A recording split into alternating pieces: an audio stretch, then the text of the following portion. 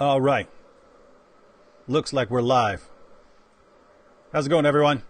It is the middle of the night here. It is 2 o'clock in the morning. I am down here keeping an eye on Reed and Paley. And I mentioned in an earlier video on this that if anyone wanted to talk about anything, and I'm just sitting down here all night long, could always talk about whatever you guys want to talk about. And so just click on a live button. Fortunately, Vocab was up too, so asked if he wanted to jump on with me, and here he is.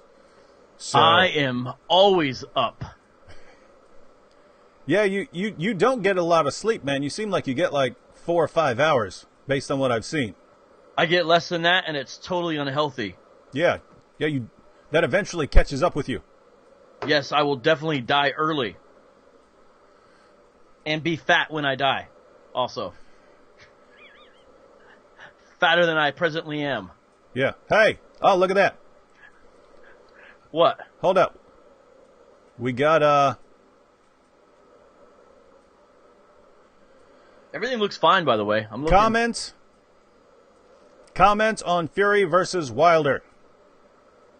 David, what is your opinion of the Fury versus Wilder fight? No. That was an actual comment suggestion. I know, I see it, but I'm just like doing it too. I'm like leading you into it.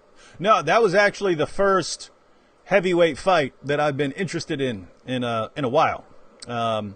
So a little before my time, you had the 1970s, and that was kind of the best generation of heavyweight fighters, right? So that's where you got Muhammad Ali and Joe Frazier and George Foreman and Sonny Liston, and all these guys, right? Best generation. And then there's kind of nothing really exciting until you get to Mike Tyson. And then Mike Tyson's career goes down in flames, and then you get the 90s, and you got Evander Holyfield and Lennox Lewis and Riddick Bowe and so on, and just wasn't quite as interesting, although they had some good fights. And then more recently, for a while, you have all these giant white guys come out of nowhere, right? From like Russia and Ukraine, and they're all like 6'9", 6'7", 6'10". Not really, that's all. But that one guy was what was his name? Man, it's late at night. Anyway, there's one dude who's like 7 feet tall, looked like a monster in a horror movie. But you had all these guys come out of nowhere and stuff. And Klitschko brothers reigned supreme for a while, but nothing. It just wasn't as exciting as like the Tyson era. And then a couple years ago, you got Tyson Fury finally beats Klitschko. This guy's undefeated, but he's got an interesting backstory. He's a gypsy, right? U.S., you might not know who these gypsies are. They're like these, just like the lowest of the low in Great Britain. They're like the trailer park I'm from a West Virginia trailer park, so I can say this. They're like they're lower than trailer park trash, because in West Virginia trailer park, you generally you stayed in you've got a solid place to stay, whereas the gypsies, they're just moving all around, and they're known for being like thieves and fighters and stuff like this. And anyway, this giant corn-fed mule Tyson Fury comes out, and he's got like this weird style because he's 6'9". He was huge. He doesn't look like he should be fast with his bobbing and weaving and stuff like that, but he's got like this super weird fighting style. He plays mind games with people. He likes to tease them and stuff like that. And in the ring during the fight, he likes to do taunting, which you see a lot in MMA. You see tons of like taunting and stuff like that. And sometimes it costs people, right? Sometimes people, they put their hands out and stuff and, say, hit me, and someone clocks them and just knocks them clean out. But this giant dude has this like amazing head movement, which isn't, it's not normal, right? Like your normal boxers have like a rhythm, right? Even with like Tyson, he had his, he had that peekaboo style where he's moving back and forth to make it hard to hit him, but there's kind of a rhythm to it. Whereas this Tyson Fury guy, he's doing all these like spastic motions all the time. You can't figure out what he's doing. You think there's no way he's going to keep this up for 12 rounds because he's burning too much energy. He's a giant.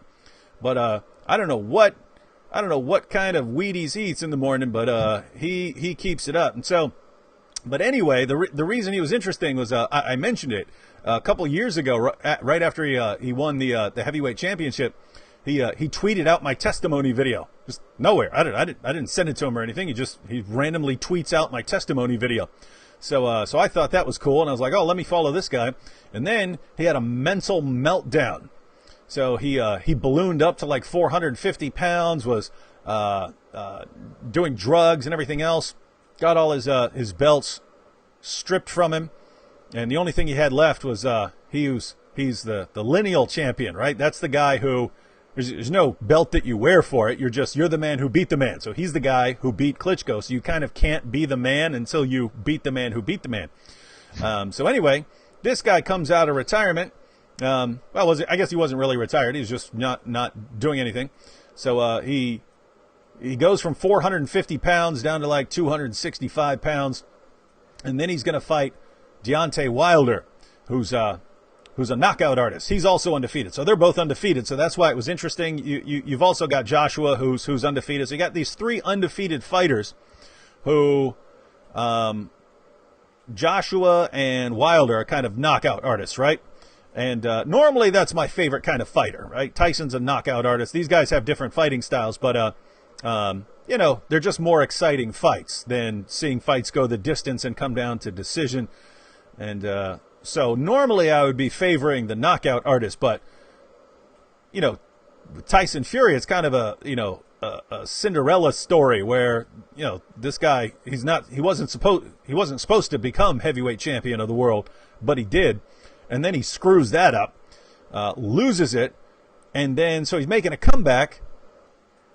And so it's kind of it's kind of a come behind underdog story. And so you want to see him make something of his life again. And so anyway, they just fought. Again, haven't been really interested in the heavyweights in a long time. So went ahead and watched that, and it was awesome. Tyson Fury is not boring to watch. He's entertaining the entire time. And then the fight. Well, by the way, just so you know, that the most people said that Deontay is going to win. Right? Again, he was 40-0, 39 knockouts. With that said, he wasn't fighting the same caliber of fighters as certain fighters in the past had fought. Right? So. Again, he's not in one of those great generations of boxers. So a lot of the people that he's fought to get to 40-0 weren't the greatest fighters. So Tyson Fury is going to be the best guy that this guy fought. But he is a knockout artist. He has this super fast right hand. He has an awesome left hook, and he can just end a fight in an instant. And so you're thinking Tyson Fury. If he's at all out of practice, if he's at all rusty, he's not going to be able to dodge those punches for 12 rounds.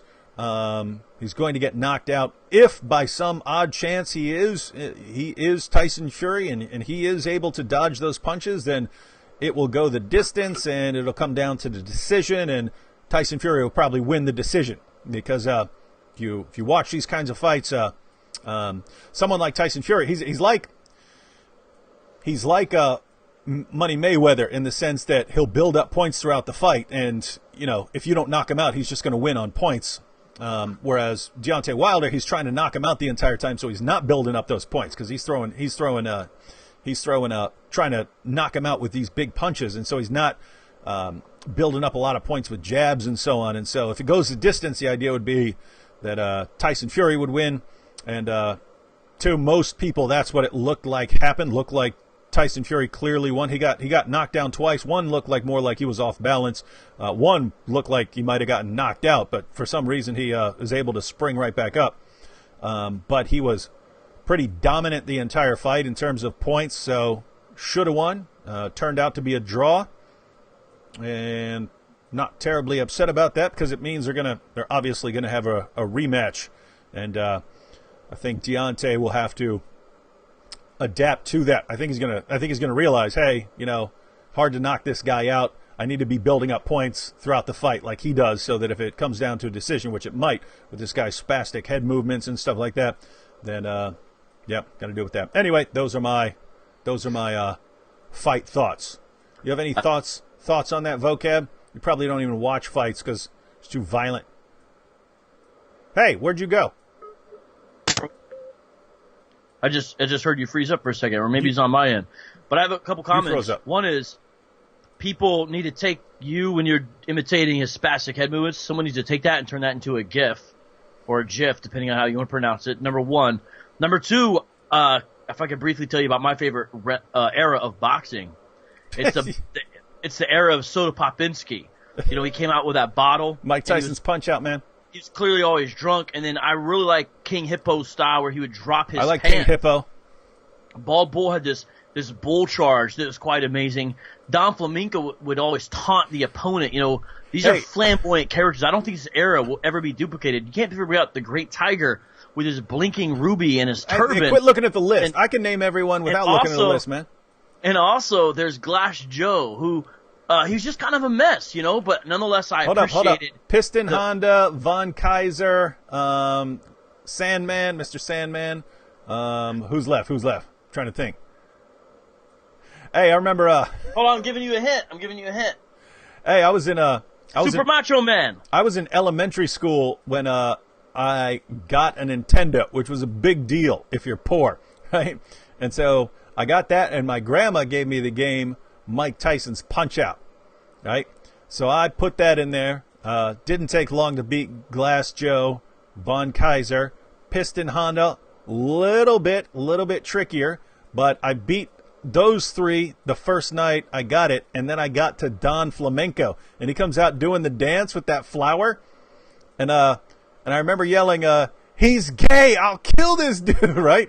Not in any sort of sense like anyone's thinking. I'm just thinking, this guy's a fighter. And he's gay. What is this, right? Guys, keep in mind I was a kid and little kid, and I thought this was hilarious. And I remember my dad was standing sort of in the back, and he goes, "This guy's about to knock your head off." And yep, he came out with those. He came out with that. I don't know what that was. It's not an uppercut. Anyway, he comes up with this. Don Flamenco killed me, and I did not beat Don Flamenco that night. He was a ladies' man, bro. Yeah, I know. I didn't know that, right? You just think, well, that's what you're if you're a West Virginia trailer park kid, right? If you saw most Europeans, you'd be thinking, I could beat up these guys, right? Even though lots of these guys are like total ladies' men. You know what I mean? like if I saw like Guillaume or something like that when I was a kid, I would have been like, what is this, right? Alex, any of these guys, any of these European guys, especially like French guys. Yeah. Oh man, you should at least let me finish my bit though. You're like totally just this Punch-Out. You're looking at the list. Well, yeah, but I just want people to know. Hey, I know what I'm talking about. You're reading off a list. I got all this in my head. I'm clearly going into a bit where I'm doing like video game characters, you know. And wait a minute. Wait, I'm trying to remember if I remember the code to get to Mike Tyson. There was a code you could enter. Yeah, I don't remember that, but I know what you're talking about. He was hard to beat though until you figured out his little pattern. But I remember the Contra code: up, down, left, right, BA, select, start. If you're playing double players, and they just leave out the select if you're playing solo. Yes, David Wood. Wait, did you want to finish your bit? No, it's done, bro. It's done. Hey, John's over there saying that was his game. John McRae? Yeah, isn't he like 12 years old? Young? Huh? Yeah, isn't he too young for that? Yeah, I mean, wasn't he just a twinkle in his dad's eye when that came out? I'm saying he should have been like at the earliest, like what, Nintendo 64 or something like that. Yeah, that sounds right. Maybe he was like a vintage dude. Maybe he went back or something like that. I don't know. Well, maybe because he was into boxing. Maybe, I don't know. The only fighting game, in all sincerity, I ever got into was on Sony PlayStation. Mm-hmm. They had a game called Star Wars Masters of Taras Kasai. Mm-hmm. And the gimmick was there was a unique fighting form in the Star Wars universe that both Jedi and normal people could learn that would make them formidable. Mm-hmm. And here's what's so crazy. Whether you liked it or not, in the Han Solo movie, that chick, Kiera, whatever her name is, does all these fancy moves. And the Han Solo character's like, what was that? And she's like, that's Taras Kasai. And I was like, what? They gave a total Easter egg to giant nerds like myself to a freaking video game that was a Star Wars video game. But it was awesome because you could have like the green pig guards, Gamorrean guards, fighting Luke Skywalker. If you were the Darth Vader character, you could shoot force lightning at Chewbacca. Anyways, that was the only fighting game I really ever got into. Mm-hmm. You know, there's a Wu-Tang fighting game, and they have like. Anyways, okay, we'll stop. Hey, there's some people in the super chat saying stuff and asking questions. Oh, yeah? James Ballary just gave in the super chat and says, "God bless you guys," and also Edward Armatutu says, "David, please explain comment on Luke 9:26." I don't know if you want to do that now. We've also got. Oh, actually, he gave twice in the super chat for that question. He says, "I'm a Christian. I want to understand it." Luke 9:26. Yeah, look. Okay. I'll open it up. I got it open here. I got Luke 9. Another super chatter, I think they're joking, says, comment on the Irish potato famine. Another super chatter says, God bless you and your family, David. So I got Luke 9:26 up as well. Let's go ahead and read the passage about taking up your cross. All right, Luke 9:26. Hold on, taking up your cross. That's Wait. not what I have. Wait. No, here's what I have. I have, for whoever is ashamed of me and of my words, of him will Son of Man... Yeah. I said read the passage. So start at verse 23 to get the context. Okay, my bad. Sorry, I got to take my head out of punch out. All right, verse 23. And he said to all, if anyone would come after me, let him deny himself and take up his cross daily and follow me. For whoever would save his life will lose it. But whoever loses his life for my sake will save it. For what does it profit a man if he gains the whole world and loses or forfeits himself? For whoever is ashamed of me and of my words, of him will the Son of Man be ashamed, and when he comes in his glory, and in the glory of the Father and of the holy angels. But I tell you truly, there are some standing here who will not taste death until they see the kingdom of God. So you're reading the ESV there. Yes, I am. What do you usually use? This year, the ESV. Okay. That's how I knew you had it, because that's what I had open. All right. Well, yeah, it's discipleship, but it looks like it's not just to the 12. It looks like it's to all. Verse 23. Come after me, of course. I'm kind of working my way through the passage. Come after me means to be a disciple. And so Jesus really is giving the requirements for discipleship there. One, they have to deny themselves. What that means is that you give up personal autonomy. You know, you give up the so-called right to control your life. That's what it means to deny yourself. So firstly, disciples must deny themselves. Secondly, they must take up their cross. That means a full-on commitment to Christ, and it's almost like you're dying to self because you're committing all the way to rejection and perhaps death. It's a all-out idea there. Thirdly, follow me. I think then it would just mean to be with the disciples and go where they would go. Nowadays, I think it would be part of the church community and you imitate Jesus. Verse 24, save his life, lose it. It just has to do sort of there's an inverse of expectation in the gospel. So you want to save your life, you have to lose your life. You know, it's sort of this contrarian thinking that Jesus often promotes. Verse 25, it's saying that even if you did gain the whole world, which seems like an amazing thing to do, I mean, that's what Cobra Commander always wanted to do. That's what villains always want to do. They want to control the whole world, right? Mm-hmm. But here Jesus is saying even if you could do that, that doesn't nearly have the same amount of value as being with God forever, as knowing God, your creator. And the idea of being ashamed of Jesus is where you would deny him. You know, you wouldn't acknowledge him, you would deny him. I think maybe you get a snapshot of that with what Peter did. So, you know, he was ashamed of Jesus. At that time, he denied even knowing him. And Jesus then is saying, I think he's saying that if that's sort of your pattern, if that's the way you are, yet you say you're a disciple, then when Jesus comes in his glory, which is his second coming, when Jesus returns again to establish his kingdom forever, that you won't be listed among the disciples because it's clear you weren't. I mean, that's sort of how I see it as. And then the last thing I would comment, and then anything. I mean, he was asking you, not me. I was just kind of buy you time, really. But I think the sum standing here. Now I know you're not the person didn't ask about 9:27. But just hang on. Edward, are you asking Are you asking about this in the context of Muslims who try to draw a parallel between this and like say that this is a triad? Just go ahead and comment if that's what you mean, because he just said, which I mean I thought was probably one of the worst responses to anything I've ever heard in my entire life, right? So is that what you're referring to? I think so, because he says you don't need to jump in on Super Chat. Just tell us if that's what you're talking about, because vocabs, we're breaking down the meaning of the passage, which I don't think is terribly confusing, right? If you're ashamed of Jesus and his teachings and so on, it's going to be a shame to you, right? Yeah, he says it talks about the holy angels, not the spirit. So I do think that's what he was saying. Yeah, just let him confirm if he's thinking of something specific like that, because this recently came up. Muslims have started using this, which again, it's one of the silliest things I've ever heard in my entire life. Okay, yeah, he is asking about hijab's response. So think about this. So vocab, go ahead and read the end of Matthew, where you've got the Father, the Son, the Holy Spirit. So matter of fact, go ahead and read the whole Great Commission there, and then we'll compare it with this. I'm here. Matter of fact, I mean, I'm surprised anyone is actually even thinking about that objection seriously. But if it is an issue, I'll go ahead and make a video about it, because that's a really easy one to respond to. But go ahead.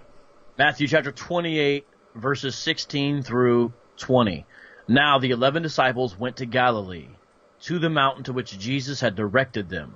And when they saw him, they worshipped him, but some doubted. Notice they're worshiping Jesus here. It would have been a good time for him to say, hey, stop worshiping me. Go ahead. And Jesus came and said to them, all authority in heaven and on earth has been given to me. Hey, now check this out. All authority in heaven and on earth.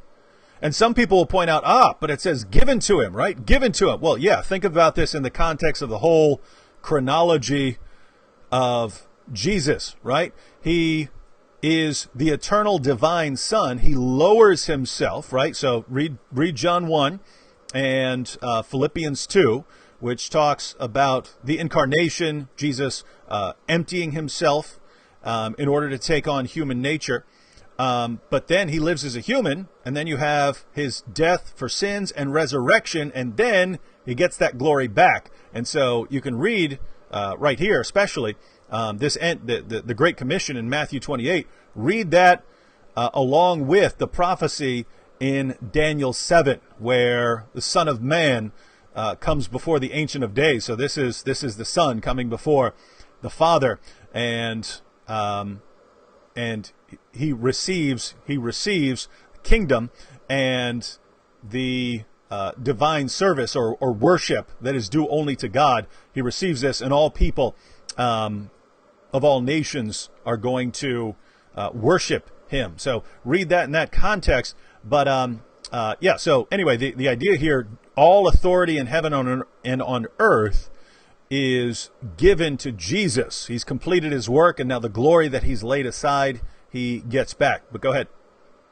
Another passage on that to look at is 1 Corinthians 15:28. I think that relates. But continuing on, go therefore and make disciples of all nations, baptizing them in the name of the Father and of the Son and of the Holy Spirit, teaching them to observe all that I have commanded you. And behold, I am with you always to the end of the age. So Jesus is with them always, with all his followers, always to the end of the age.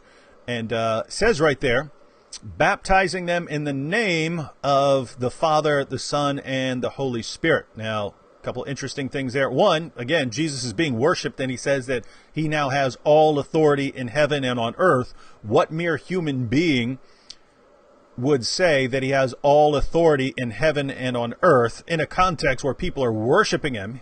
If Jesus were just a mere prophet, he should be rebuking them, right? But you get to baptizing them in the name of the Father, the Son, and the Holy Spirit. Notice it's name, singular, not names. And so it's treating Father, Son, and Holy Spirit, which Father, Son, and Holy Spirit are clearly plural, but treating them as three in one way and one in another way, which that doesn't give you a full doctrine of the Trinity there, but once you combine it with what the rest of Scripture says, it's clearly a Trinitarian passage. And so I didn't bring that up, just to be clear. I didn't bring that up. He brought it up in order to respond to it. But think about this, because now you can see sort of Hijab's approach, which is to give really, really silly responses to things, but his Muslim audience doesn't understand how silly these things are. But think about this. Jesus says his disciples are supposed to go out and make disciples of all nations, baptizing them in the name of the Father, the Son, and the Holy Spirit. Why is this relevant? Well, in Scripture, the Father is clearly God, the Son is God, and the Spirit is God. And here, they're mentioned all together, which happens several times in Scripture, but they're mentioned all together. And this is who we're baptized into, right? Father, Son, and Holy Spirit. Now, so the claim that this is a Trinitarian verse would have to do with, hey, we know that the Father is divine. We know that the Son is divine. We know that the Spirit is divine. Here they are mentioned all together, and this is who, this is the name that we're baptized into, right? So this is just something where it sort of brings it all together. Now, the response from Muhammad Hijab is this. Well, in Luke 9:26, Jesus says, whoever is ashamed of me and my words, of him will the Son of Man be ashamed when he comes in his glory and the glory of the Father and of the holy angels. So notice, it mentions the Son and the Father and the holy angels. So are you saying that the holy angels are God now? So notice the assumption, which is a false assumption. Almost everything he says is based on some sort of false assumption. He seems to think that the Christian argument goes like this. Father, Son, and Holy Spirit are mentioned together, and therefore they're all God. The response would be, Father, Son, and holy angels are mentioned together, therefore they would all be God. Mm-hmm. So that's his response. Well, what's the problem? Well, I've never heard anyone in my entire life say Father, Son, and Holy Spirit are mentioned together, therefore they're all God. Never heard anyone say that. What's he responding to? It's a made-up argument. He's giving a made-up Christian claim and then attacking the made-up Christian claim. What's that? What's that again? It's called a straw man, right? So if you haven't studied logic, a straw man is where you don't attack your actual opponent's position. You build something that kind of looks like it, a straw man, like you take a shirt and stuff it, fill it up with straw. And then you start attacking that, even though it's not your opponent's real position. So no Christian has ever said, since Father, Son, and Holy Spirit are mentioned together in a verse, therefore they're all God. You could find all kinds of things mentioned together in Scripture that, of course, that wouldn't mean that they're God. Father, Son, and Holy Spirit are God because throughout Scripture, they're God. They have divine attributes. They have attributes that are unique to God. And what you have here is they're mentioned together as the name into which we are baptized. And so it's just a massive mischaracterization. So hope that helps. Let us know if that clarifies things. And again, if you want something short and sweet on that, I can go ahead and respond to it. But that's a situation where it seems so silly to me that it's just amazing that Muslims will hear that sort of thing and think, "Oh, what a great argument! What a great response!" You think that's a great you think that's a great response to the doctrine of the Trinity, Vocab? No, of course not. But I will tell you, I did look at the the live chat, and a few people were saying, "David, could you please make a video about it?" And he appreciated our answer, but did say that Hijab confused him with that. If I could share something real quick, a perfect passage to correspond with Luke 9:27 is really 1 Thessalonians 4. I'll just read it real quick, and you'll see how that's really the right place you want to compare and contrast, because it's not a Trinitarian passage. That's not the point. It's an eschatological passage that has to do with the return of Christ, the second coming. And so Luke 9, correlates with First Thessalonians, and I'll show you specifically the angels part, and you'll understand. But we do not, this is First Thessalonians chapter 4, verse 13, by the way. But we do not want you to be uninformed, brothers, about those who are asleep. So he's saying, I want you to be aware about Christians who have died. Verse 13 continued, that you may not grieve as others do who have no hope. Saying we have hope because Christ is coming back and they'll be resurrected. Verse 14, for since we believe that Jesus died and rose again, even so, through Jesus, God will bring with him those who have fallen asleep. So you see, it's not only the angels who return, but it's those who are dead Christians who will now be glorified in their final bodies. Verse 15, for this we declare to you by a word from the Lord, that we who are alive, who are left until the coming of the Lord. And so see, there's a key. That's what it's talking about. The coming of the Lord. And so he's saying this is from God himself. Will not precede those who have fallen asleep, saying they will not die. And here's the key verse. Why I wanted to read this. For the Lord himself would ascend from heaven with a cry of command, with the voice of an archangel, with the sound of the trumpet of God. The dead in Christ will rise first. Then we who are alive, who are left, will be caught up together with them in the clouds to meet the Lord in the air, and so we will always be with the Lord. Therefore, encourage one another with these words. So the key there is, you see, and there's other places where this is seen, but you see essentially Jesus, the conquering king, returning to establish his kingdom with his army. Who is his host as the Lord of hosts? It's his angels. And you see in that passage there, Michael, who blows or in some way signifies, the trumpet of God, signifying this sort of finalized victory that happens at the second advent. And so that's really what's going on, and that's why the angels are mentioned. They're, in essence, the Lord of hosts' army. It's not a trinity. It's not trying to talk about members of the Trinity or anything, like the baptismal formula clearly is. Mm-hmm. Got a couple more super chatters, by the way. You got Piv Viddle. Can you speak to Jama Termity? Sorry, Hadith 3. You've been hanging out with me all this time. You're struggling with Jamiat Termity pronunciation? Yes. I always have bad pronunciation. Could it be revealing Allah's sin? Jama Termity 3169. Could it be revealing Allah's... Oh, Shin. I'm sorry. Man, it's late for me too. I'm sorry. Can you speak to Jama Termity Hadith 3169?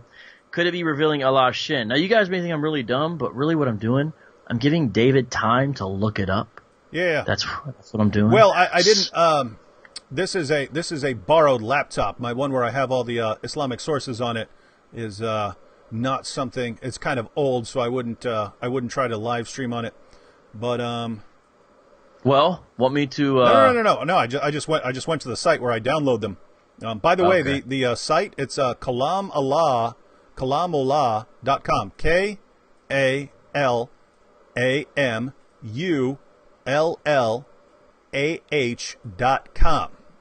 When you see in my videos that I have that I'm putting the sources up on the screen, it's usually not because I'm taking pictures of the actual Muslim sources. That would take too long.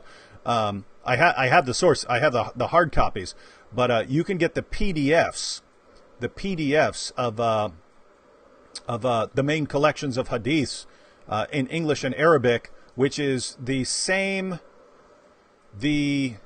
edition that is in the print book. In other words, they all match up. So I can have a book and have a hard copy and be pointing to something, but also have the PDF. So very helpful. So anyway, I pulled that up. Let's go ahead and check out the passage. So Jamiat Termity 31. It's taking a while to scroll through this on this.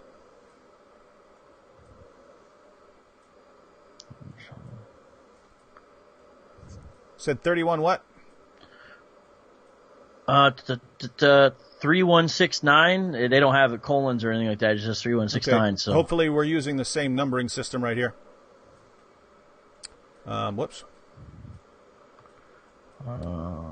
All right, 3169 in this edition.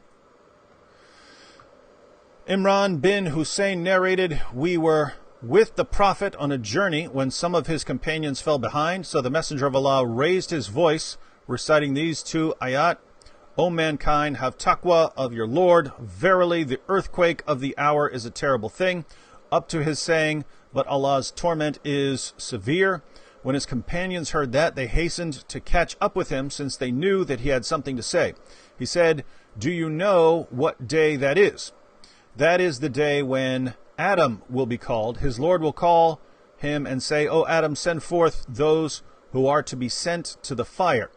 He will say, 'O Lord, how many are to be sent to the fire?' He will say, 'From every 1,000, there are 999 for the fire and one for paradise.' So the people despaired, as if they would not smile again. When the messenger of Allah saw the state of his companions, he said, 'Strive hard and receive the good news. By the one in whose hand is the soul of Muhammad, you will be counted with two creations who are immense in numbers, Yajuj and Majuj, then those who have died among the progeny of Adam and the progeny of Iblis.' He said, so some of the people's grief went away, and he said, 'Strive hard and receive the good news. By the one in whose hand is the soul of Muhammad among mankind, you are but like the mole on the flank of a camel, or a mark on the foreleg of a beast.'" So, Piv, unless we're using a different numbering system, what's the revealing here? Said, could it be revealing the shin? Trying to see if he's followed up. I don't see, by the way, Samuel G in the live chat. Much love to you. I'm looking to see if he did a follow-up comment, and I don't see it. Although there is an article by Sam on Answering Islam called "The Annihilation of Allah," and he does talk about what seems to be the shin of Allah, but it's in other places. For example, there's a bunch of passages on the shin of Allah. So yeah, I'm not sure because there are two different editions of Tirmidhi. There's this one, that's the Darus Salam edition, but there's an earlier online edition which may use a different numbering system. So I just wanted to make sure that we're talking about the actual same passage here, and if so. If Allah plays soccer, does he have to wear shin guards? Well, he has a shin. I was just wondering. So I guess that'd be a holy shin. All right, I don't see any follow up by him that I can make out. It's tricky because there's like almost 350 people watching, so he might get lost in the shuffle. But I do know if he had a specific issue that's related to the series Anthony and I are doing on Allah's physical body and Allah's physical parts, then can always post it as a comment on one of those videos. We are going to spend one whole live stream just going through the comments on those videos. So if you had something specific and you wanted to bring up a specific passage, you can go ahead and leave a comment on that. I'm thinking because Anthony and I have been doing live streams, but live streams are the ones we were doing are generally an hour long, and so I'm thinking I might start making much shorter videos. And Anthony does have, if you type in Allah the Man God, Anthony has done a series on some of these passages in the past. I'm thinking just because Muslims seem to have no clue what we're talking about. I mean, Muhammad Hijab had no idea what we were talking about when we started talking about in the debate where I mentioned that it's Muslim scholars themselves acknowledge that some of these passages about Allah's parts have to be taken literally rather than figuratively. He didn't know what I was talking about. And so if even Muslim debaters don't know this, then it seems like an important issue. And so I'm thinking I might just start making a series of videos where I just go through kind of one passage at a time on something about one of Allah's body parts, whether it's his hand or shin or something like that. Maybe even start doing it weekly, because it's really easy to do, right? You just read a passage and then draw out the implications of the passage. But what could I call this? Oh, Man God Monday, right? Oh gosh. Want to do? Oh gosh. Want to do Man God Monday? Man God Monday. Let us know if you want us to do Man God Monday, where maybe every Monday for like the next 6 months, I'll read a passage about one of Allah's body parts might come in handy. And then you could do a Word of Allah Wednesday. Yeah, because this is a problem, and Anthony and I just talked about it in the live stream we did. That you can, if you read the Muslim sources and you start telling Muslims what's in the Muslim sources, they think you're lying, right? And if they go to their leaders will say, no, they're lying. They're making this stuff up. And so the only way to really get that across to them, the only way for them to really understand it is if you just keep hitting it over and over and over again, right? You just keep showing them over and over and over again. So you it's almost like you have to, if you're dealing with a new topic, it's almost like you have to just keep bringing it up and bringing it up and bringing it up until it gets through to them. Because keep in mind, I mean, they've never heard this before. They've never heard a lot of this before. Oh, hey, since we're on that topic, somewhat related topic is in the description box. I think I put a link. I think I put a link to a track. Actually, yes, you did. Yeah, I've made multiple tracks in the past. This one's a brand new one. This one's on Muhammad and Aisha, and that's the video I was actually working on earlier today. But I was having a game night with Luke and Blaze. We're playing the European version of Risk, and then I realized that the fight was going to be on right after that. So I was like, oh, I'm not going to finish this video. But the video is on how to stop prison radicalization, and I argue in the video, dead serious, by the way.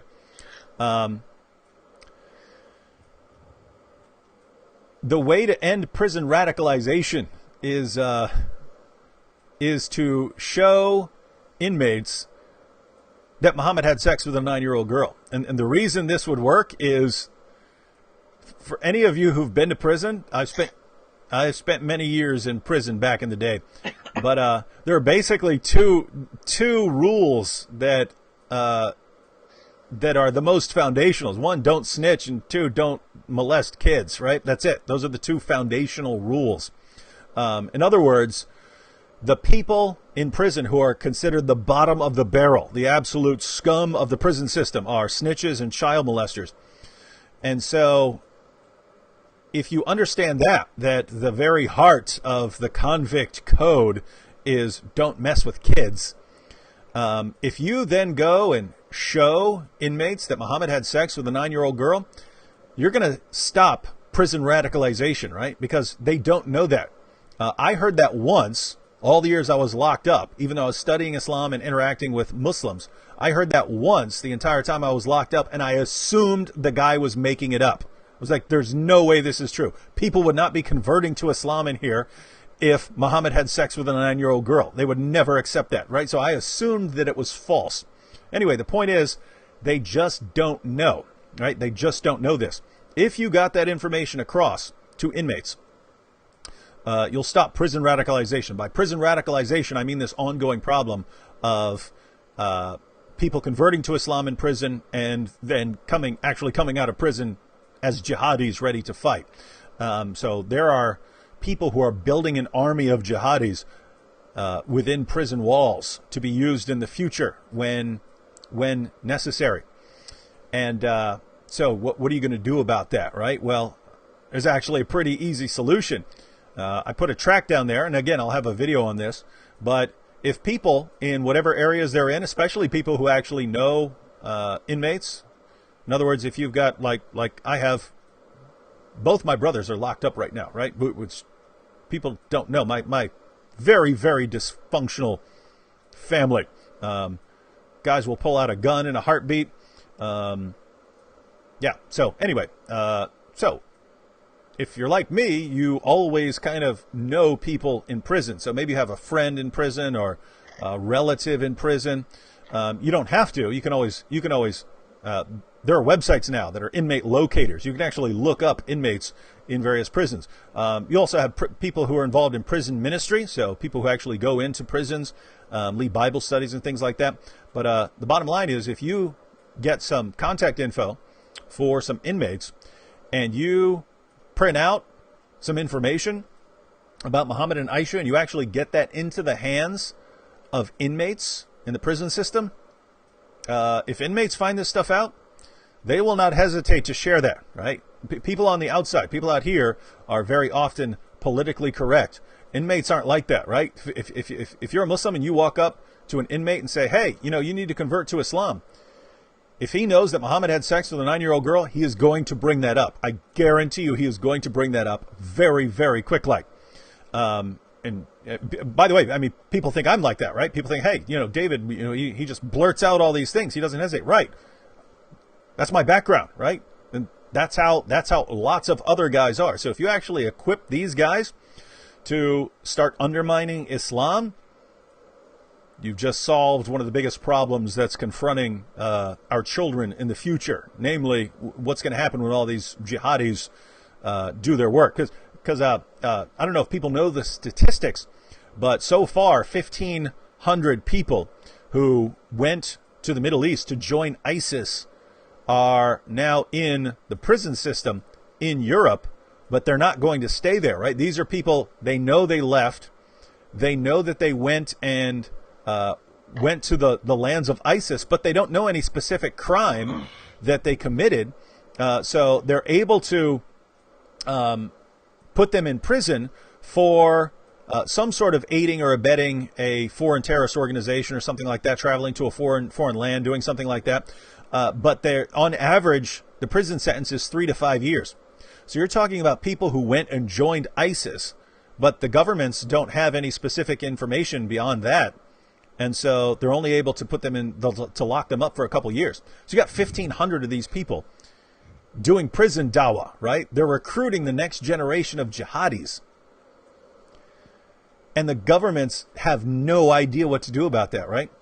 Because in theory, you could keep them isolated, right? You just keep them separate from everyone else. You still have to let them out eventually. But there's so many of them because it's not just them. It's Muslims who are locked up for other reasons. You can't keep all these guys isolated. You'd bankrupt your government trying to keep everyone separate and stuff like that. And so what do you do with these guys? Well, got a simple solution. Get some information in the hands of inmates and let inmates do the work. They will... I'm telling you, these guys aren't scared. These guys have grown up in gangs and gunslinging and all kinds of stuff. They're not scared about telling someone what they think about their prophet. So anyway, offered one solution. But in the meantime, I'll have that video up sometime tomorrow. But in the meantime, I've got the tract, so you don't need to send that to an inmate in order to use the tract. It's basically got all the basic information about Muhammad and Aisha in tract form. So anyone can print those up and give those out anytime you want. I remember you made a track about who started. Was it Who Started Christianity? It was the one about essentially showing how Allah would be responsible for Christianity. It was in the same format of the track you just made. Yeah, that one was called Who Corrupted the Gospel. Yeah, that's what you called it. We actually used that at the mosque. Oh yeah?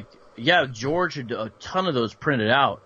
And we had a couple we had some less polemical tracks as well. I need to see I made a lot of tracks that we used to go and do outreaches into Muslim areas, and I would come up with some point I wanted to make, and I would make a tract out of it. But I wasn't thinking of putting those online back in the day. Right. So yeah, I need to find all those files and make them available. But yeah, so the point of that was, Muslims say, the gospel's been corrupted. And so the point of that track was, who corrupted, so Muslims are claiming that the gospel's been corrupted. Who corrupted it? Well, you open your gospel up, it says that Jesus died on the cross. Who corrupted that? If Jesus didn't die on the cross, and the original gospel says he didn't die on the cross, but now the gospel says he did die on the cross, who corrupted that? And the answer, according to Islam, if Islam is true, is that Allah corrupted that, right? So stop blaming the Apostle Paul. Stop blaming the Council of Nicaea or something like that. Allah was the first one to corrupt the gospel, right? He did that right back at the beginning. And Christianity could not have gotten off the ground if it weren't for Allah tricking and deceiving people into believing that Jesus died by crucifixion. And so Allah is responsible for corrupting the gospel if the gospel has been corrupted. So I've got that one. I've got one on the preservation of the Quran. I've got one on jihad. The first two I know we've passed out at the mosque, especially the corrupted the gospel one. And one time I was at the Phoenix Mosque, who not only Elton Simpson came out, but we should talk about this sometime. 3 other jihadis came out of that mosque at different times. But when we were there, we should do a live discussion of that sometime, because that's actually important. That especially that you know all these jihadis. Well, I knew 2 of the 4. I knew 2 of the 4. But so I know half the jihadis who came out of the Phoenix Orangewood Mosque, although they don't call it Orangewood on the website. That's just what we call it because it's off Orangewood Street. Anyways, I had that one, Who Corrupted the Gospel, and a man whose first name is Usama, he's the president of the mosque there, he was the main one the media interviewed after Elton did what he did and got killed. And, Usama's all like, I haven't seen him around in a while and all this stuff. But he came out when I was trying to pass out was more accurate, the Who Corrupted the Gospel track. And he took one from me, and then he went like that. And I was like, hey, you can't rip that. That has the Quran in Arabic on it. And he was like, oh, really? Whoa. and he threw it down. I was like, I don't have to do what you say. I was like, but don't you have to do what Allah says? He says, you're not Allah. No, He was pretty gangster. He didn't care. He was pretty vicious that day. Yeah, that's actually strange, because anyone who goes and clicks on the track and takes a look at it, it's we're kind of funny, right? Because I put a verse of the Quran on the front of the track in English and in Arabic, right? Right. And the reason and then there's a warning. It says this pamphlet contains a verse of the Quran in English and Arabic. Please do not dispose of it improperly. And I've actually had Christians saying, well, why are you showing respect for the Quran here? Well, there's a reason. And by the way, this goes back to like the Dearborn Arab festivals, because back in the day, we'd go there and we'd hand out tracts, just gospel tracts and stuff like that. The end of the festival, they'd cover the ground, right? They're all over the ground. You hand them to someone and they just go and they throw it on the ground. So we started putting Quran verses on the front with that warning, hey, you can't throw this away, right? You can't throw this away if it's got the Quran on it. You can't treat this like garbage. And then you wouldn't see any. You wouldn't see any on the ground at the end of the festival. And it's cool because now they have to take them home, right? They don't know what to do with it. So some people would actually come and try to give it back, and they're like, no, I gave that to you. I'm not taking it back. And they realize they have to take it home now, or they would have to go to their imam. What do I do with this? I don't want it, but it's got a Quran verse on it, so I can't throw it away. So anyway, you got a track on Muhammad and Aisha, and if you get it into the hands of a Muslim, the Muslim's not allowed to throw it away. You can't throw it in the garbage. It's got the Quran on it. So anyway, we do cool stuff like that. Piv Viddle commented again in the super chat, and he said he was referring to the place where it says four-leg of a beast. So I think what he's asking, he's saying, could that be referring to Allah Shin, the four-leg of a beast? I guess that's what he's asking. Yeah, I don't think so, unless he's joking here. Let me go ahead and take a look at it at the end. By the one in whose hand is the soul of Muhammad, among mankind, you are but like the mole on the flank of a camel, or a mark on the foreleg of a beast. So there it seems to be talking about us being insignificant, or the mole on the flank of a camel, or the mark on the foreleg of a beast. So yeah, I don't think that's talking about Allah's shin there, unless you're being playful. But maybe if you're seeing something that I don't see, then again, feel free to toss that in the comments section on one of the videos that Anthony and I are doing. But speaking of that series, this is a perfect example of people not knowing what we're talking about, Muslims not knowing what we're talking about, not knowing what their sources say, and then responding out of ignorance here. So this is Muhammad from Calling Christians here. He says, the Old Testament God has hands too, you hypocrite. Now, Muhammad, just go through do yourself a favor and go through, because this is actually an important point, right? Don't think that you automatically have to jump in and respond and lash back with an answer. Do yourself a favor once and actually sit down and try to understand the point. And we've already made 2 parts on this series, and you clearly have no idea what we're talking about, right? Because we go through it. The first thing we discuss is that in the Bible, it's clear that we have what's called anthropomorphic language, that we have figurative descriptions of God. And I said this in the debate with Muhammad Hijab, that if we're talking about, if we say, God's eyes see everything, that whether we're dealing with Islam or we're dealing with Christianity, we wouldn't interpret that literally unless we had a good reason to interpret it literally, right? So there are passages in the Bible where, so for instance, Yahweh actually comes down and appears before Abraham. And he appears in the form of a man. And so there's a situation where God does take on a form where he would have hands, right? He would have hands. He would have a face. But that's not how God is eternally. That's a form God took on to appear to Abraham. Then later, of course, you have the incarnation where the divine Son actually enters into creation. The Word becomes flesh, and he actually has a human nature. So he is actually walking around. So there you could say that Jesus has hands, and Jesus is God. So he has this dual nature. But if we're talking about what God is like from all eternity, his eternal nature, no, God doesn't have hands. He doesn't have physical eyes. He doesn't have a physical body. God is spirit. So we understand that when we read that God's hands created the world, this isn't talking about physical hands. That's true. That would be true of both Christianity and of Islam when we're reading the sources. There are passages we would look at and we would say, this is figurative, whether we're looking at the Bible or whether we're looking at the Quran. But when we get to passages which can't be interpreted figuratively, right? We can't say, hey, this is just using anthropomorphic language. This is just figurative. There are times, and this is true. This is not true according to us. This is true even according to your Muslim scholars. There are Muslim scholars who will point out that there are teachings about Allah and Allah's body parts which you don't interpret figuratively. You interpret literally, and there are reasons for interpreting them literally. So let me just respond to you, because you brought up the hands. In the Quran, Allah creates man, human beings, with his hands, right?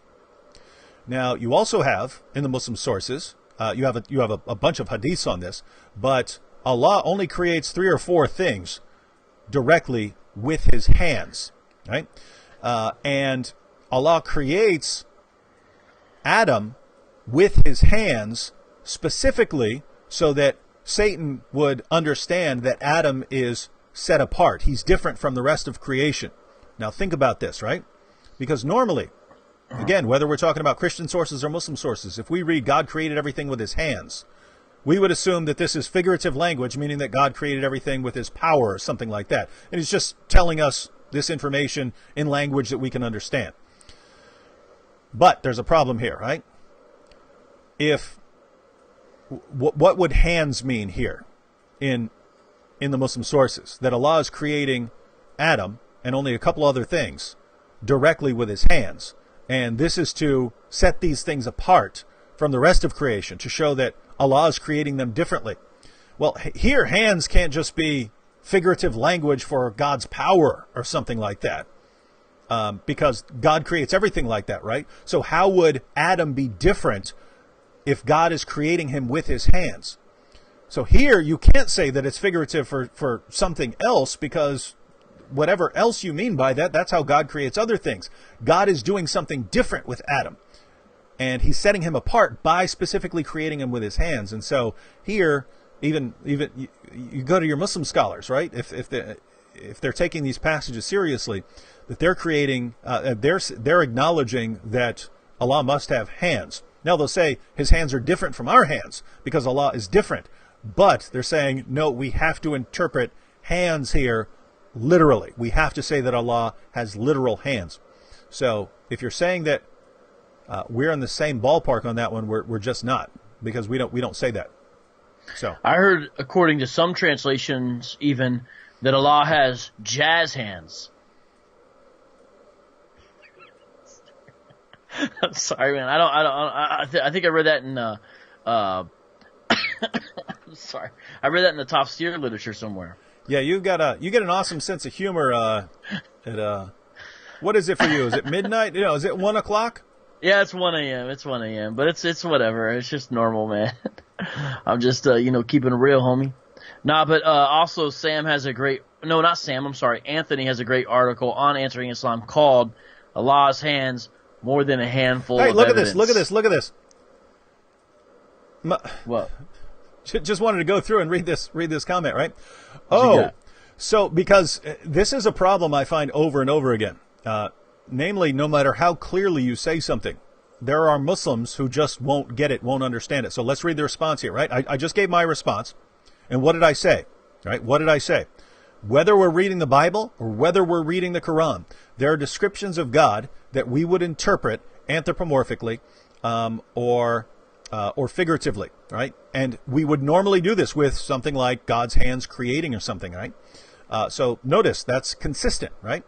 The point is, we get to certain things in the Muslim sources where, even according to Muslim scholars, a literal interpretation is necessary. And this is why Muslims say that Allah has hands and a shin and so on. What's Muhammad's response here? Oh, so it is anthropomorphic for Bible, cannot be for Quran? Great logic, kafir. It's anthropomorphic in Quran too, whether you like it or not. Now, you just did judge hands, by the way.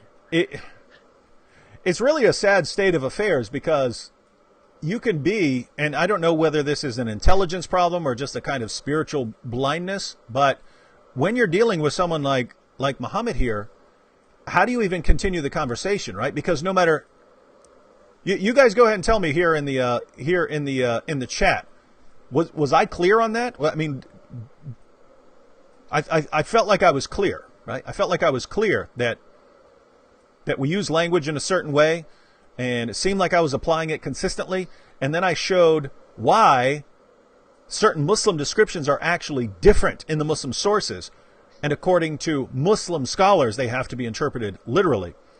And what's the response? Oh, so you're saying, you apply this just to the Bible, not to the Quran. And how do you even continue the conversation at that point, right? You're dealing with someone who's either not listening or doesn't have the intellectual capacity to understand very, very simple points. And this has always been a problem because if you look at someone like Muhammad Hijab, you look at his fans, they're all like that, right? They all seem to be like that, right? Where you can explain something to them and they just don't get it. Like on the issue of prayer, right? On Allah praying. So if you recall, if you've seen the video, I said that according to the Quran, Allah prays for Muhammad. Muhammad Hijab got up and said, aha, you don't understand Arabic. You're embarrassing yourself. It's not 2, it's 4. Don't embarrass yourself in front of me. Yeah. It's not 2, it's 4, which is exactly what I said, right? It's exactly what I said. We translated it in the exact same way. He says I said something I didn't say, and it's being recorded. And then attacks me. Once again, notice it's a straw man, right? He's attacking me for something I didn't actually say. And he agrees with what I did actually say. So this is a straw man, but the Muslim audience would cheer for what he's saying. Now, that's one thing. But what you find out later, after I make a video on this, right? After I put out a video saying, look, here's exactly what I said. What's going on here? Why are Muslims taking this as him refuting me on Arabic when he said exactly what I said? And when I would bring this up with Muslims, they would say, ha, he schooled you on the Arabic. And I would say, how so? You said 2, not 4. And I would go, no, I didn't. I said 4. And then they would say, aha, but later you said, who does Allah pray to? So you did say 2. Now think about this. They would say, you did say that Allah prays. You said, who does Allah pray to? And I go, yeah, but we're talking about a Quran verse, And we both translated that in the exact same way. We said, Allah prays for Muhammad. And then he attacked me based on that. And they said, yes, because you said 2. And I go, it's right there. I said 4. And they go, no, you said 2. Over here, when you said, who does Allah pray to? And I just found they can't even grasp the point. They can't even grasp what's being said. And this seems to be standard, and disturbingly standard. And this is one thing that I've never been able to figure out, right? Most problems, you give me some huge problem, I think, I can deal with that, right? Meteors heading towards Earth, no problem. We can deal with that, right? But when you're dealing with a massive crowd of followers, doesn't have to be Muslims, can be other things, could be people who are surrounding a certain political position or something like that, and they are either so incredibly stupid or they have some sort of psychological block that they can't even understand anything you're saying. They can't understand the simplest of points. We're not talking about, hey, I'm going to break down calculus for you or something like that. It's let me give you the simplest point in the simplest terms, and they just can't get it. I have not figured out what to do about that situation, because if you can't even communicate a point to someone, what do you do? I don't know. Did you say that if a meteor was heading towards Earth, you would say no problem? Yeah. Okay, dude, I gotta figure it out, guys. Is a meteor gonna head to Earth? Don't worry. You want me to break it down? You want me to break it down? You go get an oil drilling team. You train them very quickly on how to be astronauts. You put them in a shuttle, fly them up there. They circle around the moon, come up from behind that asteroid, put a nuclear bomb in that thing, blow it up. It splits in 2 pieces, goes right around the world. Come on. Look, no, notice, there's a problem, and I can solve it instantly. Me and Bruce Willis instantly solve that problem. What do you do about people? What do you do about people who can't understand basic points? I don't know. Check out The Hook while DJ revolves it. He's a problem solver. David Wood and Vanilla Ice. Well, I'm glad we solved that problem. I mean, yeah, I had the same problem with the Hebrew Israelites, just so you know. Do you? Oh, yeah. Yeah. No, that's real. Yeah. Yeah. But I mean, doesn't seem like he's necessarily getting. But I mean, there's clip after clip. I'm sure you guys have seen them of these imams and sheikhs agreeing to this. Yeah. Saying that's what's funny. The case. And that's what's funny, and that's why I brought it up with Muhammad. You don't need to just lash out. I mean, look at his comments. You kafir this, you kafir that. You don't need to lash out and just to say something in response. There are some people who they feel that need, right? Oh, anything the Christian says, I have to attack it. Well, what if I'm saying exactly what your own scholars are saying? Well, I still have to attack it because this kafir is saying it. And they don't realize that when they do that, they're attacking their own prophet, their own God, right? When the Muslim sources are clear that Allah actually has literal hands, different from ours, but still literal hands, a literal shin, and they attack that, and, oh, you're just stupid for saying that. Your prophet's the one who said it, right? So you're calling your prophet stupid. If you're doing that, now what's amazing is I'm trying to be more careful with Islam than they are, right? I'm trying to be more careful and more accurate in a discussion of what Islam teaches than Muslims are. They'll just, hey, if a Christian is saying it, just start attacking it no matter what it is. And it's, anyway, just a sad situation. Well, so we have Muhammad praying for Allah, so we don't know who he prays to. But, at least with Muhammad, we knew who he prayed on. He prayed on 6-year-old girls, so at least that's clear. Glad I have you here for comic relief with your awesome 1 o'clock in the morning sense of humor. I don't know why else, but you know what? Just so folks know, there are folks that would call themselves Christian that try to do these passages that believers, from Jews to Christians, have always understood in a poetical type of way when God is described these ways. Because God is also described in other ways. Like there's places where Yahweh says in the Old Testament, about suckling Israel, and clearly God doesn't have breasts, or drawing them under his wings like a mother hen. He doesn't have those. So it's not just with, God's nostrils flare up, which is, scholars have known this for a long time. That's a Semitic way you can see from other literature to describe being angry. The nostrils flaring or the red nostrils. That language just means to be really upset or angry. And so it's describing that poetically.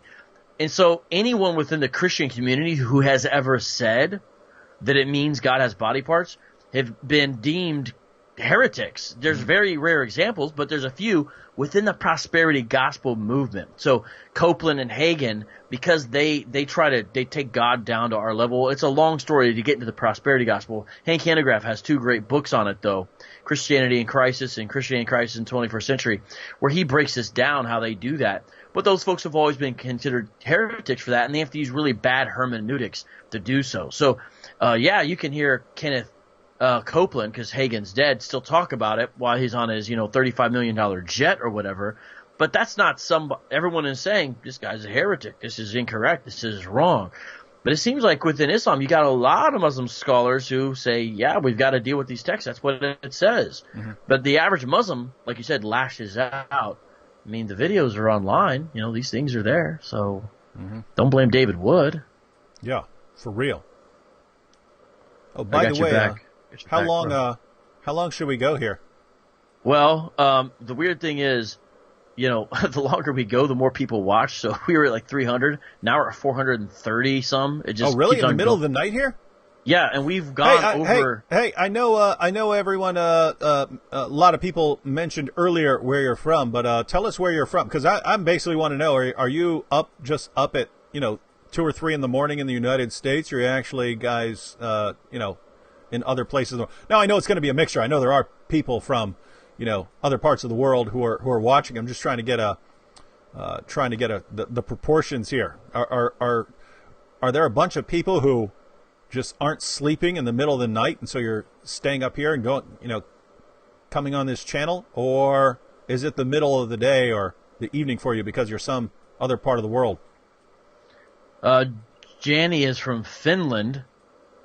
Automotive says they just stay up all night long. GP's from India. First and Last is from Toronto. Walking Around and Viorp and Slada all say it's morning in Europe. We're just now waking up. Slada's from India. Karam's from India. Abu Bakr Ghazali says California. Noor's from Canada. So, yeah, it looks like the Europeans are waking up anyway, so they don't mind. Europe, Asia, Pennsylvania, Hong Kong, Indiana. Man, the internet is cool. Seattle, Philippines, Australia. Wow. UK, Kentucky, England, Germany, Colorado, Vegas. Wow. Bakersfield, Australia, Florida, Toronto. Asian, that's not a place. Someone put Asian. Sorry, I'm not trying to. Asian. Sorry, I know what you're saying. Boston, Malaysia. Man, wow, this just keeps on going. This is amazing. Finland. People are talking about, they love Islamicize me. Kenya, Sydney. Wow, Wales from Flat Earth. Oh, goodness, Dennis. Hey, is that Dennis? Yeah, but I don't think it's that Dennis. It's not Dennis from Islamicize Me? Oh, that Dennis? Yeah, you're online as your other self. Iceland. I saw Belgium. someone ask when Christianize Me is coming. Quran says Earth is flat. Pakistan. I think before that happens, we've got to do Nepal, Denmark. Jeez, we've got to do the Muhammad versus Jesus rap battle. Oh yeah, so yeah, here's a timeline. This is basically going to come down to funding. So I'll have to do a fundraiser at some point for the next project.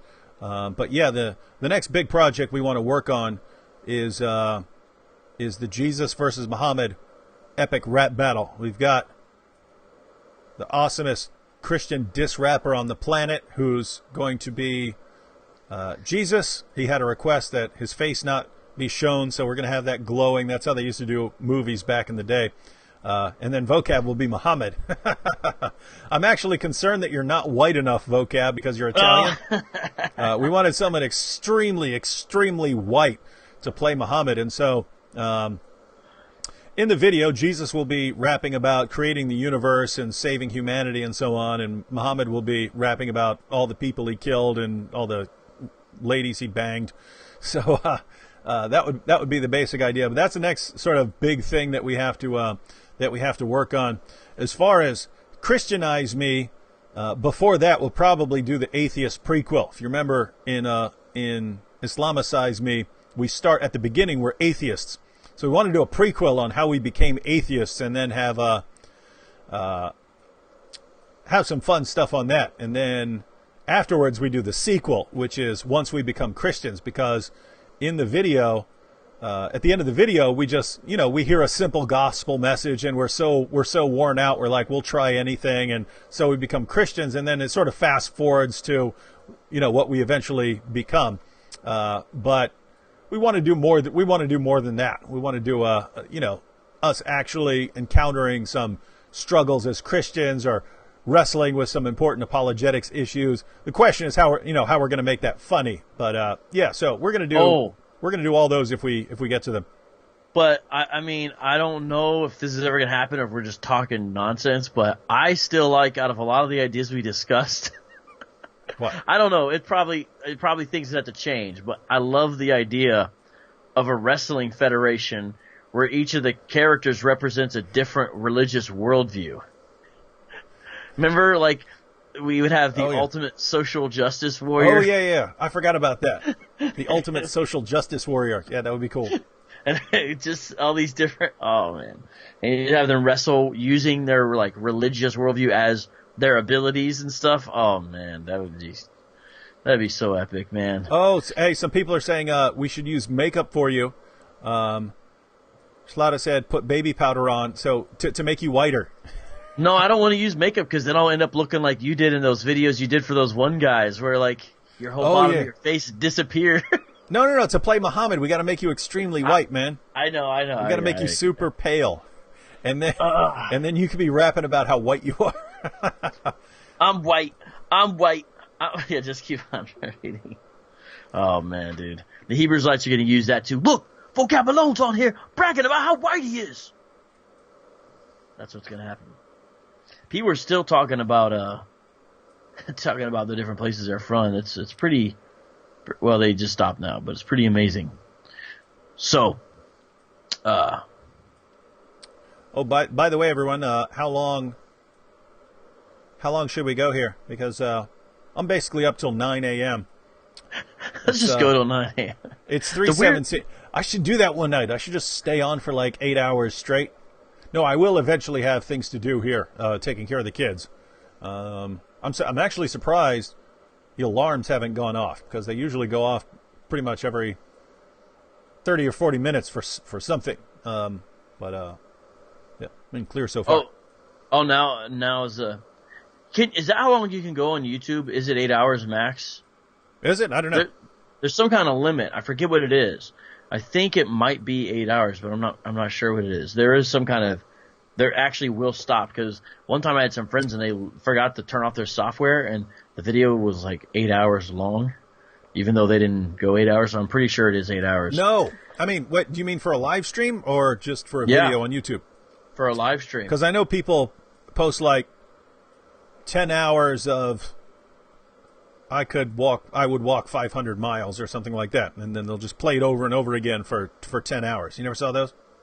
No, that sounds dumb. YouTube's dumb sometimes. I'm sorry. No, people do that. They'll post 10 hours of something. No. Watch. Like 80% of the people in the comment section will know what I'm talking about when people post these 10 hours videos. What about those insane videos that are like 10 hours of like, have you ever seen where they take Prince Adam from He-Man, but they make it to that weird techno dance song, What's Going On? Wait, where? What's going on? Someone knows what I'm talking about. He keeps on, Prince Adam, before he turns into He-Man, he's Prince Adam. Yeah. They'll put like 24 hours of that song looping. And it's just like, it's like the dance video, and then it's Prince Adam, and he does the laughing thing again and again. Have you never seen the video? It's like super flamboyant. Mm-hmm. Someone has seen the video, guys. The Derp song, Anyways, never mind. It was super long. So apparently people know what you're talking about because they're all saying yes. All right, here's a question. Hello, David. I am ex-Muslim. Can you please give me some good Christian site or some website so I can download some Christian books? That's going to depend on what you're looking for, what kind of books you're looking for. So yeah, what kind of books do you mean? Are you talking like apologetics? Are you talking about apologetics with reference to Islam, like defending Christianity against Islam? Are you talking about general Christian books? Just Christian living or Christian doctrine or something like that? Yeah, tell us a little bit more about what you're looking for. And matter of fact, there are so many of you over in the chat there that I'm sure people who download books would be able to give some good responses. Just don't send this person to anything heretical, in case there are any weirdos over there. One place, it depends where you are in your journey, but one place I recommend for discipleship type resources, not everything is directly related to it, but I like the website I'llBeHonest.com. I'llBeHonest.com. I thought you were about to name some weird website, and you're like, I'll be honest. No, the website I really like is Mormonism.org. It's got this awesome stuff on there. No, it's I'llBeHonest.com, and they have these hard hitting messages that it's just like one of the most. Sometimes I don't want to go on the website because they have some of the most convicting stuff that you can have. And so if you're a Christian, you've newly become a Christian, and you want to go like you should want to. You want to go all the way. You want to take it serious. You want to make your life count for Jesus. The resources on I'll Be Honest. Now, all of them aren't going to apply to you. Like, they have some stuff on church planning. But they have a list of topics, especially under the Christian living section. Just go through and look. And they have a lot of free resources to download. And they have a ton of great messages, audio and video. And you watch those, they will really, really challenge you in your faith. And I think it will give you a good picture of what it means to have a radical, sold-out identity in Jesus. I wonder if anyone in the live chat uses that site, but the I'll Be Honest stuff is great. And one other site I'm looking to see if anyone recommends, what else to recommend, is Desiring God. Desiring God, just because they have so many free resources. They just have so many free resources, and Desiring God is another one I'd recommend. I don't know if there's others people recommend off the top of my head, but did he give some specifics? I'm trying to see if he gave some specifics about kind of what exactly he was looking for. Let's see. Anyone see? People seem to be agreeing with I'll Be Honest, so that's good. There is. I remember there's a website. I want to try to find it again that I thought was designed for Muslims coming out of Islam, basics starting discipleship steps for them, but I do not remember what it was. But I feel like there's a few of those out there. Hexitas pointed out that lots of times on Amazon there'll be deals, especially on like classic Christian books. There'll be download for Kindle or something like that, which you can get a Kindle program for your computer and just download them on your computer. But lots of times they'll have free downloads of various books and so on. Here we have a question. Why don't you make videos about pro-life? Now, that's something we would be interested in, right? Yeah, that is. John has a couple good ones. Yeah. So John's one of the three amigos here. I've made, I think, one or two at some point. One was it was a response to the Daily Show. I believe it was the Daily Show a couple of years, maybe 2 years ago. They actually sent out a tweet. It was one of the most repulsive things ever. it told people to celebrate some ruling by going and having an abortion or something like that, which was just revolting, right? It was telling you to celebrate something by having an abortion. So I did make a video about that, but I just put the link in the live chat, by the way, for that video. What video? The one you just mentioned, the Daily Show, where Trevor Noah encourages abortion on Twitter. Dude, you are fast. Just trying to be a service, bro. Just trying to be Christ-like servant, man. Yeah. But basically, as far as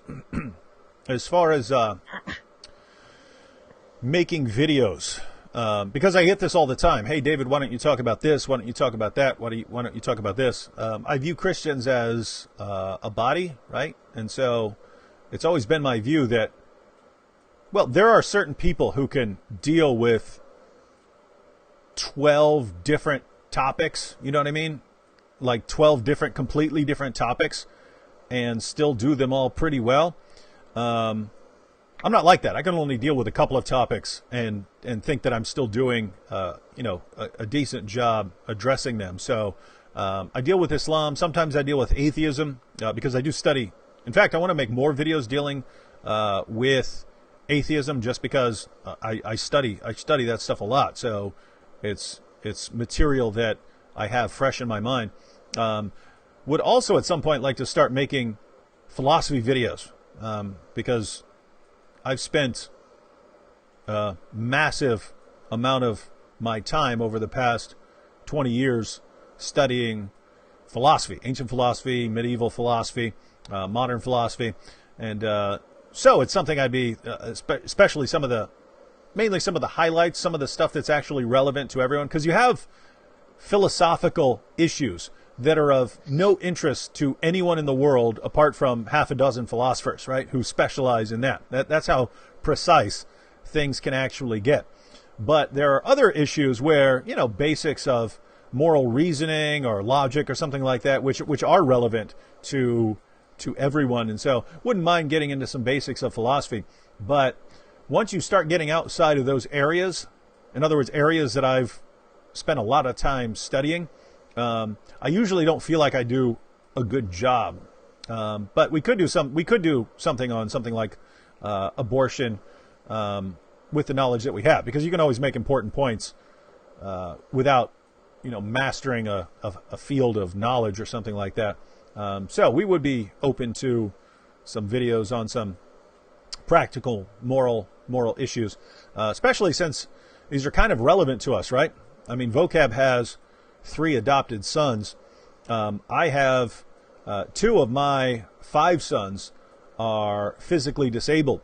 And I don't know if you know what happens when you have a child, a baby who is physically disabled, but the hospital lets you know they're happy to take care of this. And I don't mean aborting the baby.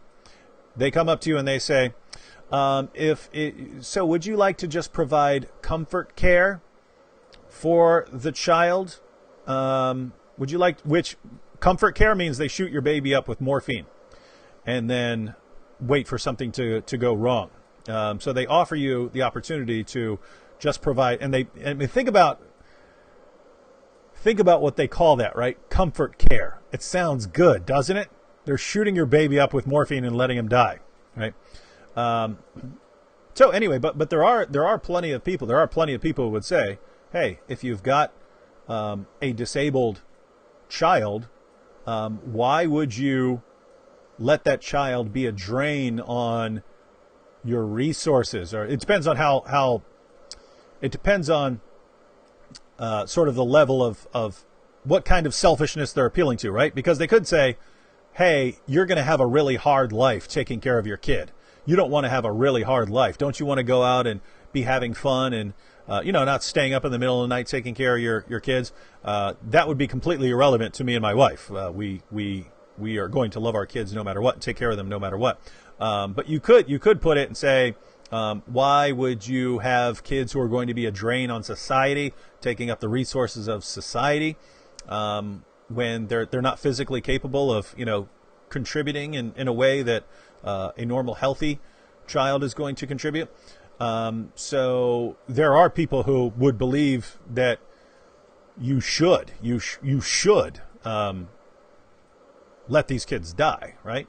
Yep. So anyway, the only point there is these are not totally foreign issues to me and vocab here. They're relevant to us because we deal with we have some association with this issue. So the Third Reich. The Third Reich called those types of people useless eaters, of course in German, but that's what Third Reich called them. And even more and more in Europe, what you just said, they're doing. It's kind of starting, especially on the older end of the spectrum. So, where once euthanasia becomes legalized, it's interesting.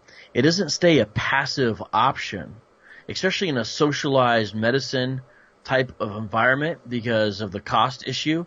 And so older people are actually being not just, would you like to, have assisted suicide and die when you would like to so you can die in peace, but actually being more and more encouraged, like this option, and getting even pushed into it.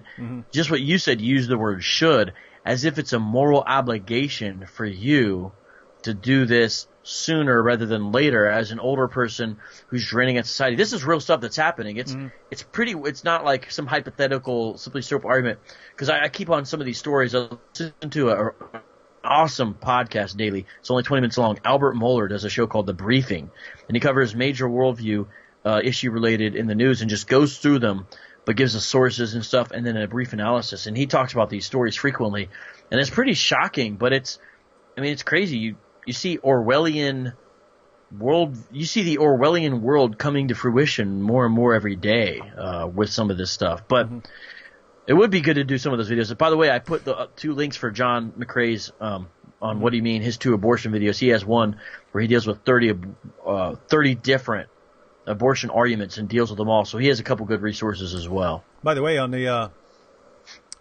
Third Reich and how they dealt with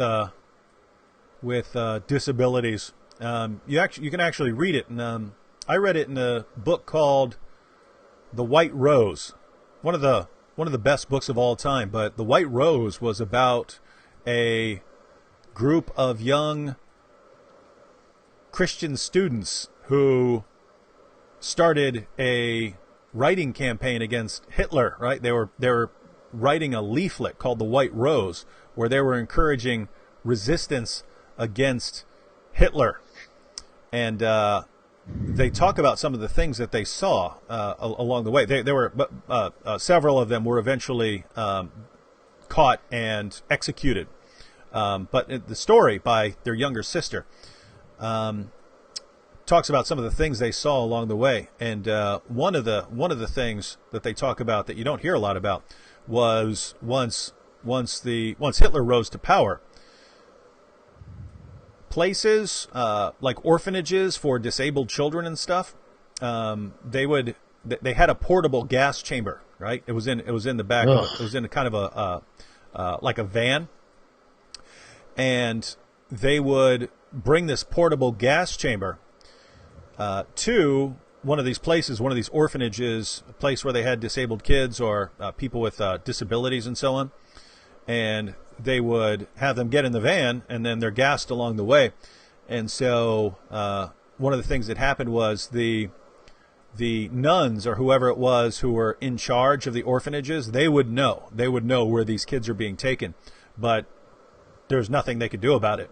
So they would tell the kids that they're being taken to heaven. So they would tell these kids, the kids say, "Hey, where are we going?" Nuns say, "Oh, you're going for a ride." "Oh, where are we going?" "You're going to heaven." And the kids would actually go out singing hymns and so on, happy that they're being taken to heaven. They'd be put on this bus and gassed there. And notice there's the impact that your worldview has. This has a lot to do with what kind of conclusion you're going to draw on issues like this. Because if atheism is true, if atheism is true, why wouldn't you think something like that, right? It's why wouldn't you get rid of things that are going to be a drain on civilization? If human beings are created in the image of God, they have a different kind of dignity. And so that's why you can come to completely different conclusions about this and be able to make a case, right? You could make a case as someone who doesn't believe that humans have any special intrinsic worth or dignity beyond what they might contribute to society or something like that. And you can make a case. Hey, no, if you are prone to disease or you have a genetic abnormality or something like this, you need to be weeded out, because in an ordinary state of nature, you would have been weeded out by nature, right? In other words, if you were just living off on, in a tribe, in a jungle or something like this, you were born with a horrible disability, you're going to die. We live in a civilization where you don't have that same selection pressure to weed people out. And so the claim would be that you're actually increasing problems for the future, right? In other words, if you take some population of animals or something like that, if a member of that population gets some disease, it's not going to survive as well. It's going to be weeded out. So its genetic information will not be passed on in the same way as the genetic information of the healthier animals. Well, in society, because we take care of, and we have hospitals, and we take care of people who have disabilities, they're not weeded out in the same way. And so if you have no other reason, beyond your basic worldview to think of humans as intrinsically important or worthy of some special kind of dignity, then why would you say that you should take care of disabled people or autistic kids? Could be anything. So anyway, the point was, these are kind of foundational issues, because for many centuries it would be taken for granted in the West that human beings are created in the image of God and are important, so important that God entered creation as Jesus of Nazareth, laid down his life for them. But it's in our time, so it's very recently. It's over the past century where you start getting a major alternative to that. And now, with the spread of Islam and stuff like that, you have a couple major alternatives to Christianity. But these are the kinds of issues that would be worth discussing, these kinds of moral, philosophical issues. So, yeah, maybe we will get into some of these kinds of topics here in the future. Yeah, one time I mentioned some of those issues briefly to a pretty well-informed, intelligent atheist, along the lines of, like, why not take out those kids, post birth. And he had this strange explanation about potential negative psychological effects on the parents. That was his reason why you shouldn't do it, is because it can be potentially psychologically harmful to do that type of thing. Nothing about the dignity or worth or value intrinsically or inherently in any way. But he said we still shouldn't do it because of potential negative psychological effects. Basically saying, like, oh, if you murder somebody and you're, like, more aware of it, meaning they're out of the womb instead of inside, that basically it might impact you negatively, so that's why you shouldn't do it. I thought it was an interesting way to make an argument, because it really shows the atheistic worldview is vapid when it comes to that, and it simply doesn't have the resources and ends up going the other way, making it morally obligatory. I always mess up that word. My pronunciation is not that great, but are you drinking out of the coffee pot? Yeah, why not? It's weird because I'm looking at you in Skype, but I'm watching the video delayed, and I just now looked up and saw you drinking straight out of the coffee pot. Well, I didn't know how long I was going to be sitting here, so what am I going to do? Go get a cup of coffee? I didn't know how long I'm going to be sitting here. If we're sitting here for, like, a real long time, are you just going to also use that same coffee pot to pee in? Yeah, once it's empty and then I have to go. I mean, there you're not even going to see it, right? Because I'll just be like, you'll just see me like... Just so everyone knows what I drank tonight. this is the end of an Italian soda with cream in it. Peach. Oh my gosh, it was so good. I don't know why people don't at home make Italian sodas more. All you need is club soda. You add some Torani flavor. Take your pick. And if you want to get fancy, a little bit of cream. Oh my gosh, it's excellent. Sorry, anyways. All right, well, we should probably... You'll have to be getting to sleep here pretty soon, so we should probably get off here in the next 20 minutes or so to keep it under 2 hours. But let's go ahead and see any comments you want to address for the next 20 minutes before we sign out. Here's one. David, do separate live chats with Sam Shamoon, Christian Prince, and Al, referring to Al Fadi here from Sierra.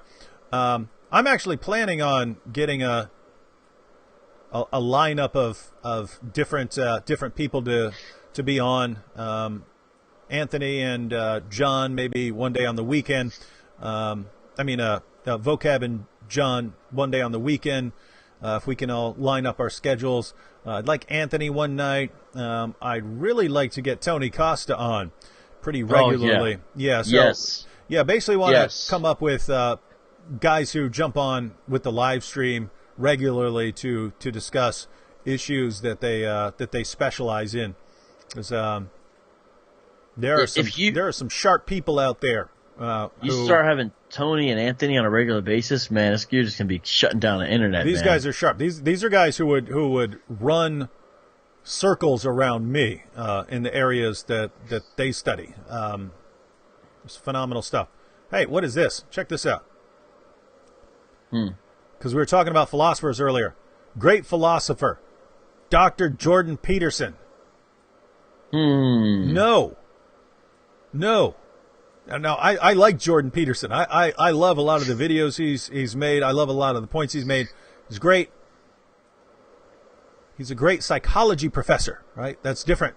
The little bit that I've seen on philosophy was not impressed with, and that's not an insult to him. It's not his area of expertise, right? He's an expert in psychology, and his material there is phenomenal, especially when he gets to wrecking social justice warriors. He's just, I don't know, he's got some amazing ability to do that. Yeah,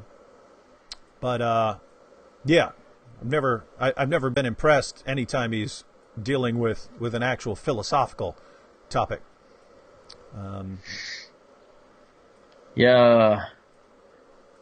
Who's the guy? I always mess up the pronunciation name. Carl Jung. I think that he's heavily influenced by. That's a psychologist. But I think Jung had a lot of these ideas on like religion, and he kind of spoke on a lot of disciplines, if I'm not mistaken, and gets into, I don't know how to describe it other than weird territory or strange ideas. But anyways, yeah. Elizabeth says, do Plato, David. I'm assuming she's meaning earlier when I said, some videos. One of the videos I'd actually like to make is understanding Plato's Republic in 10 minutes. Because Plato's Republic is a good 300 pages long in English translation. But the central argument of the Republic is a brilliant one. And what I mean here is most of what you would read in Plato or Aristotle would not be relevant today, right? We wouldn't take a lot of what's being said in Plato or Aristotle seriously today. There are certain exceptions where something they were saying 3-4 centuries BC are still very important today. And so, for instance, Aristotle's Ethics is still one of the top moral theories that's discussed today. So Aristotle wrote the Nicomachean Ethics, and that's still one of the top 4 or 5 moral theories that's discussed in ethics today. But Plato's central argument in the Republic for why you should always be good, or he's talking about justice, why you should always be just rather than unjust, but he's basically talking about being good. His central argument for for why you should always be good, even if you could get away with being bad, is one of the best answers that's ever been given. And so lots of people don't read the Republic because it's a long book. But the main argument, you should be aware of the main argument. And so there are areas of philosophy where I'd like to do that, where here's a book that most people are never going to read because it's a philosophy book or something like that.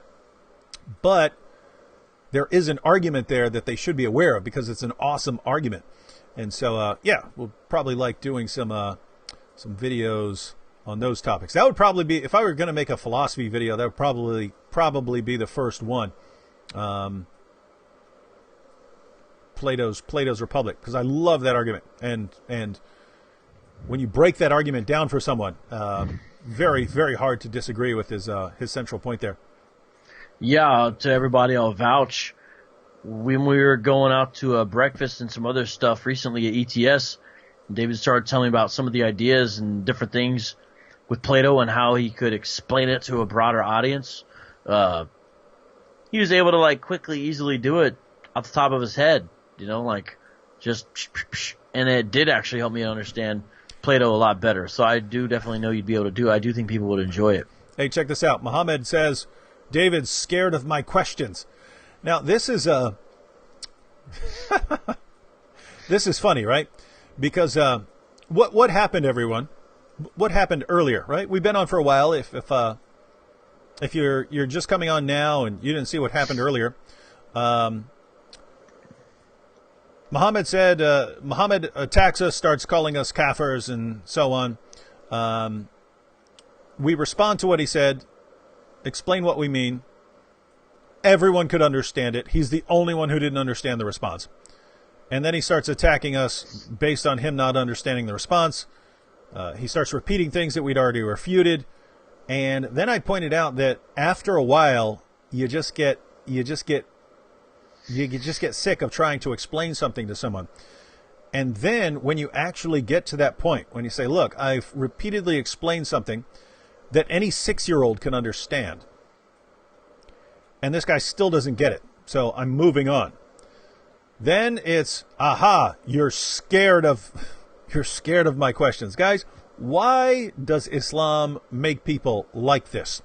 Now, to be fair, you could be any position. You could have any position and be like this, right? You could be a Christian and be like this. You could be a Jew and be like this. There are lots of atheists who are like this. You give some basic argument for, exposing a problem in atheism.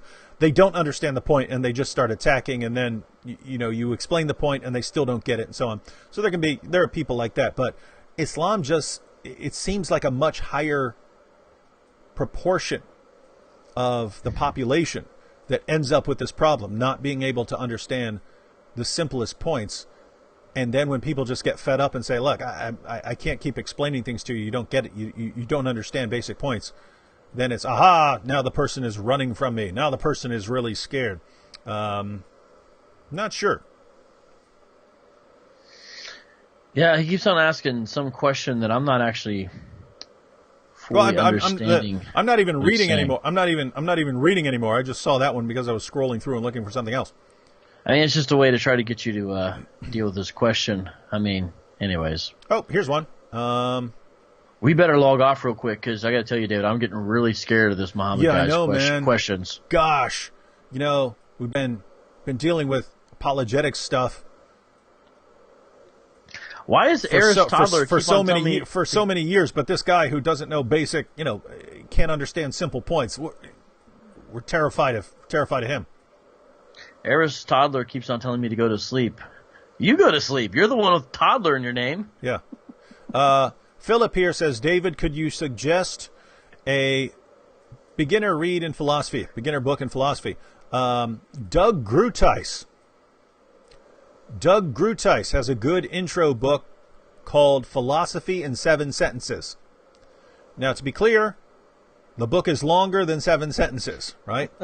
He basically takes 7 key quotations from 7 philosophers from very different positions, and he takes a sentence from each one of them and then explains what the sentence means.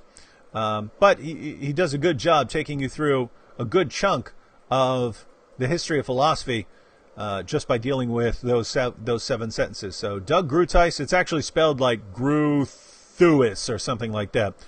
But just look up, if you wanted to look up a book, Philosophy in 7 Sentences was pretty good for a beginner.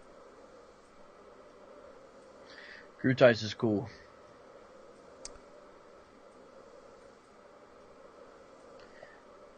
What is it? Hey, David. I love it when people give me advice like this. Search about food as medicine to cure your kids. Oh, I've seen that person before. They pop up all over randomly. I don't know what the deal is. I've seen that comment with that person before. No, it's just, guys, it's kind of amazing because people who don't know what the disability is, have no clue how it works, will start naming all of these things. Like, David, just give your kids some, put them in a bath with Epsom salts. And that will patch them right up. Or, just, hey, have them eat this fruit from this country or something like that. And guys, I'm not trying to be offensive, but I want you to stop doing that. Not because you're not hurting my feelings. I don't have normal feelings. But if you go out and do this to other people, there I do want to say, if you're going around suggesting cures to people, you might want to stop that, because if you don't know what you're talking about, then you're not helping, and it comes across as pretty bad, right? So my kids have a genetic disease called myotubular myopathy. There's two of my 5 sons have this. It's genetic because women can be carriers of it, and but the women will be totally healthy. It's when sons get it, right? The sons are affected by it. Women aren't affected by it. So you can have someone like my wife carry the disease even though she's fine, but if you have 5 sons, roughly half of sons will be affected by it. Now here's how this disease works, right? You have DNA in your cells. DNA is basically a set of instructions for coding proteins, right? It's a blueprint for making proteins, and proteins do all of the different functions in your cells. They basically they keep you alive. So proteins do all of these amazing things. So you've got DNA, and that's the set of instructions. And then what happens in your cell is these instructions are used to make proteins, and then proteins do different things. Well, if you have a mutation, you can have a mutation in the DNA that gives the wrong instruction, right? So it's just like if you had a set of instructions for building a computer or something like that. You could have a misprint that actually messes up the entire computer that you're trying to build or something like that, right?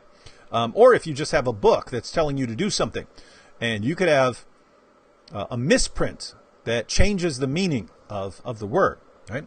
So you have proteins, and proteins, so you have your DNA, and if you get let's say a misprint, but that's in this case, it's a kind of mutation where you get the wrong instruction. Now what happens is, now your body is trying to make a protein, but there's an error in the instructions. And so instead of getting the correct protein functioning correctly, you get a protein that doesn't work. And so there's a protein in your cells called myotubularin. And what myotubularin does is, in muscle cells, you have muscle cells, right? Muscle cells are long and thin. And in a muscle cell, which is long and thin, signals go down the middle of the cell. So when you want to flex your muscles or use your muscles, signals go down the middle of the cell, telling the muscle cell what to do. In order for those signals to work, the nucleus has to be out of the way. Right? So you've got a cell, and normally if you have a cell that's shaped like a blob, the nucleus is just going to be floating around in the middle somewhere. In muscle cells that are long and thin, you need the nucleus to get out of the way, or it's right in the middle, blocking the signals that are going down the middle of the cell. So myotubularin, what it does is it makes kind of fibers that pull the nucleus to the side of the cell so that signals can go down the middle of the cell.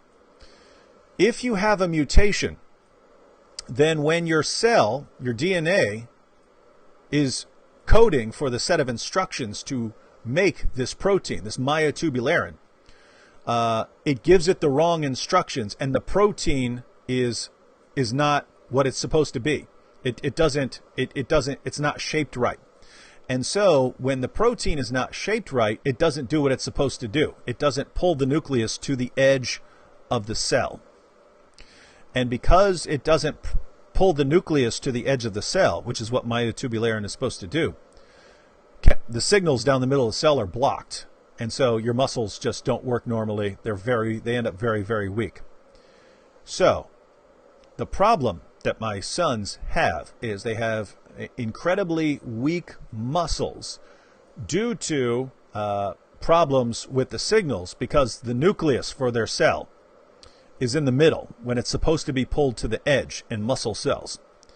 And it's because their myotubularin doesn't work, because there's an error in the set of instructions in their DNA. So you're telling me, Seeker, that I should go look up some food,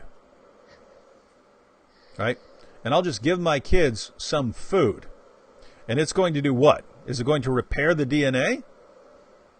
To make the DNA the correct set of instructions? Or is this food going to, is it going to repair the myotubularin? Even though the myotubularin doesn't have the right sequence of amino acids, because the instructions, there's a problem with the instructions. So even though it has the wrong sequence of amino acids, somehow there's a food that's going to what? Make the myotubularin work anyway, even though it has the wrong sequence of amino acids? Or is this food going to just somehow pull the nucleus out to the edge of the cell on its own without the myotubularin? Which one of these things is this food that I'm supposed to look up going to do? And Seeker, I'm not just picking on you. I'm saying this because I get this all the time. I get this again. Oh, just Epsom salts. Really? Epsom salts. Really? Just give my kids a bath in Epsom salts. So these Epsom salts are going to do what? They're going to go in and repair the DNA? Or are they going to repair the myotubularin? Or are they going to do the work of pulling the nucleus to the side? The answer is they're not going to do any of that. Why would you be suggesting these things? Right? I understand if you've done research in some area and you know something about a topic that you would want to bring forth suggestions, but I just have no idea. Like it never crosses my mind when I hear someone's got a disease that I've never heard of, that, hey, I need to go and toss in my brilliant strategy of telling them about some melon or something like that can fix that. And can it fix it? I have no idea. I'll just bring it up anyway. So yeah, just some thoughts. And again, nothing to do with me. I hear these things all the time. They don't hurt my feelings or anything. When someone brings this up, I think, okay, this doesn't hurt me, but if you do this regularly, because if you're online, you're gonna be encountering people with diseases and so on every day. And if you're running in there spouting information to them and you have no clue what you're talking about, it's just not helping them. So you might want to be a bit more careful. All right. Well, maybe you should just have your kids drink some camel piss. Camel pee, that would be Muhammad's solution. Yeah, I mean, if you're not going to listen, then, it's on you, bro. Yeah.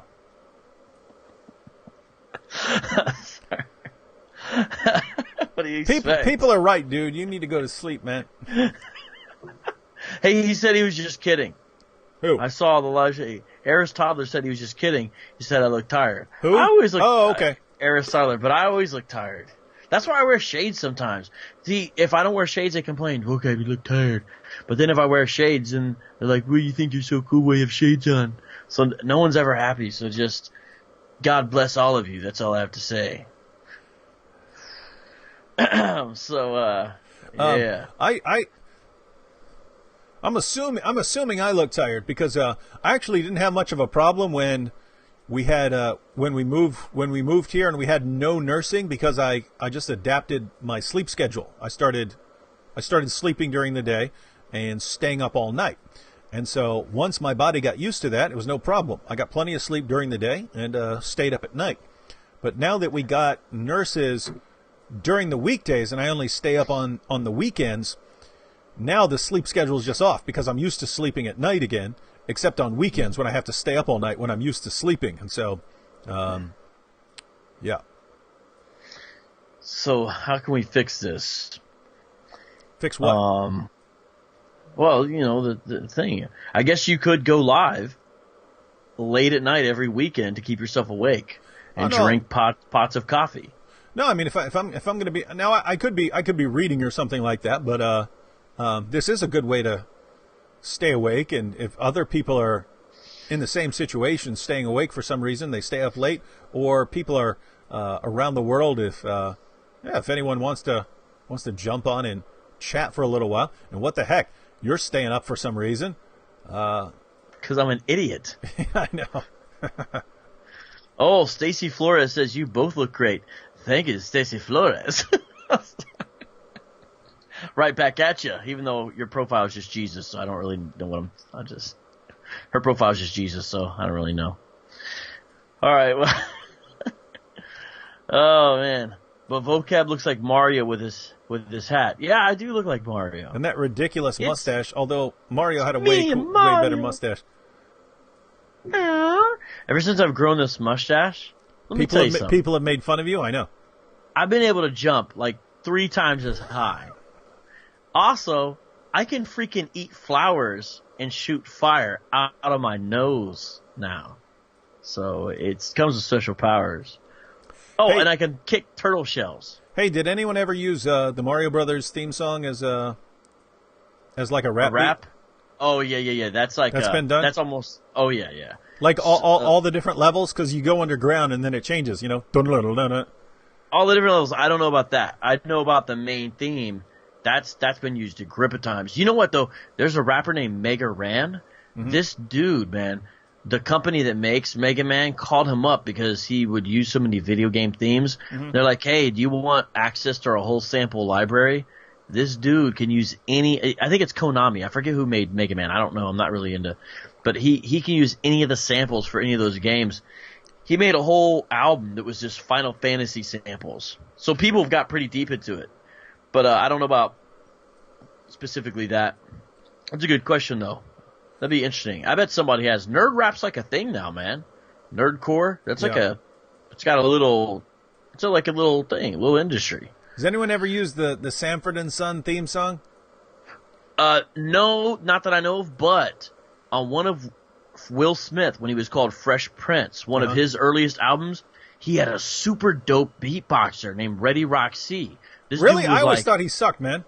You thought he sucked. I thought he was really good. There's a part where he's like, got an alarm going. Okay, I'll let you take care of that. But he's like, do Sanford and Son. He's like, hey, yo, Ready, do Sanford and Son. And then he's like,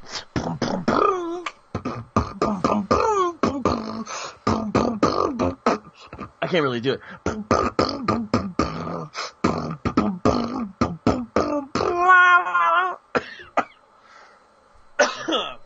Something like that. Now I too. Some water. Excuse me. I always thought Ready Rock C was lame, man. I didn't. I liked him. I mean, he's no Dougie Fresh, but I enjoyed him. He's no Rozelle. Well, that's what I mean. Because back then I was comparing him to. He wasn't even like Buff from the Fat Boys, man.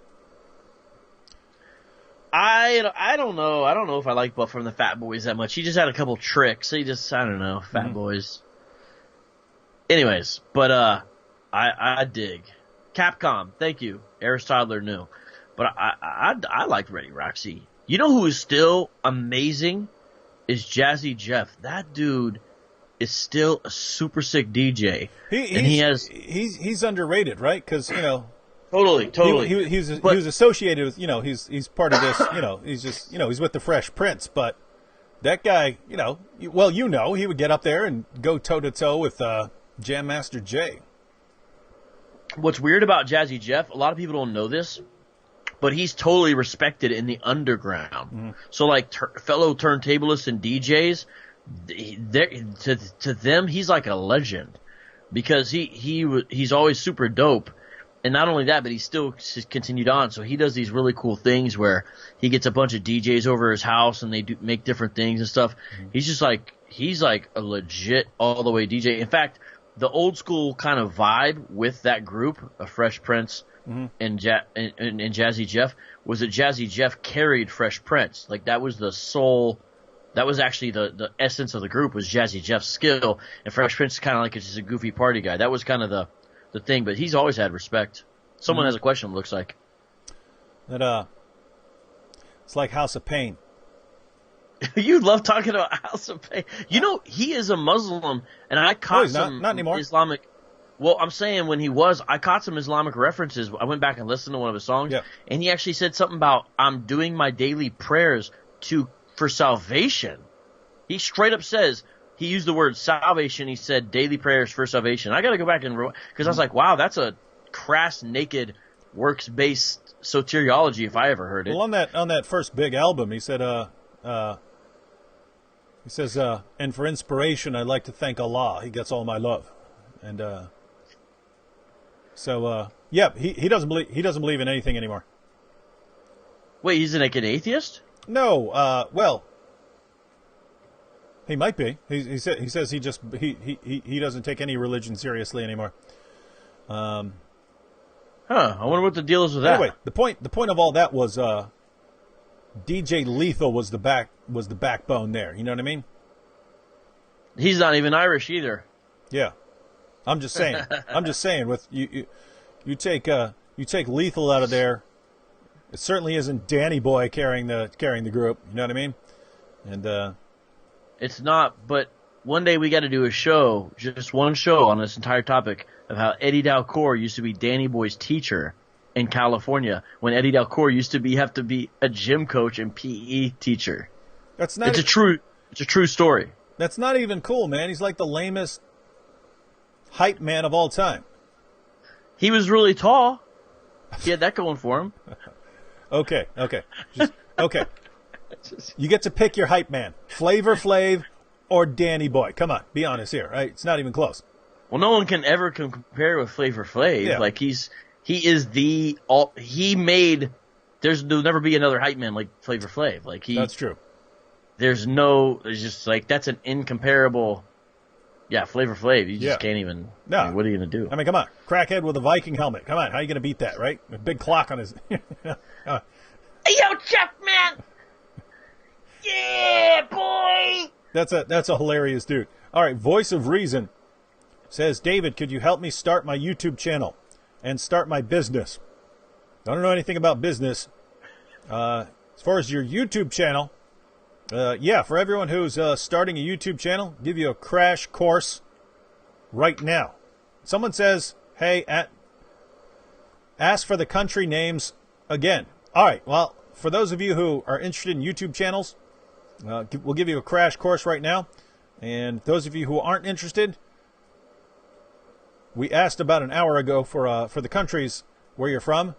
We assume we've got a different crowd right now. So if you want to share where you're from again and you're new here, if you responded an hour ago, don't worry about it again. But first, anyone, those of you who are new on here, tell us where you're from. All right, YouTube. So, one, you got to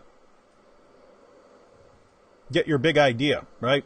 You don't want to just be posting random stuff. So you want your sort of central idea. You need to figure that out ahead of time because you don't want to just be posting random videos and then decide like a year later what your idea is, and then you've got all this other useless content on here and you haven't been progressing towards any goal, right? Because your target audience, unless people just love your personality and they're tuning in because they love your personality, in which case you could say anything and they'll be cool with that.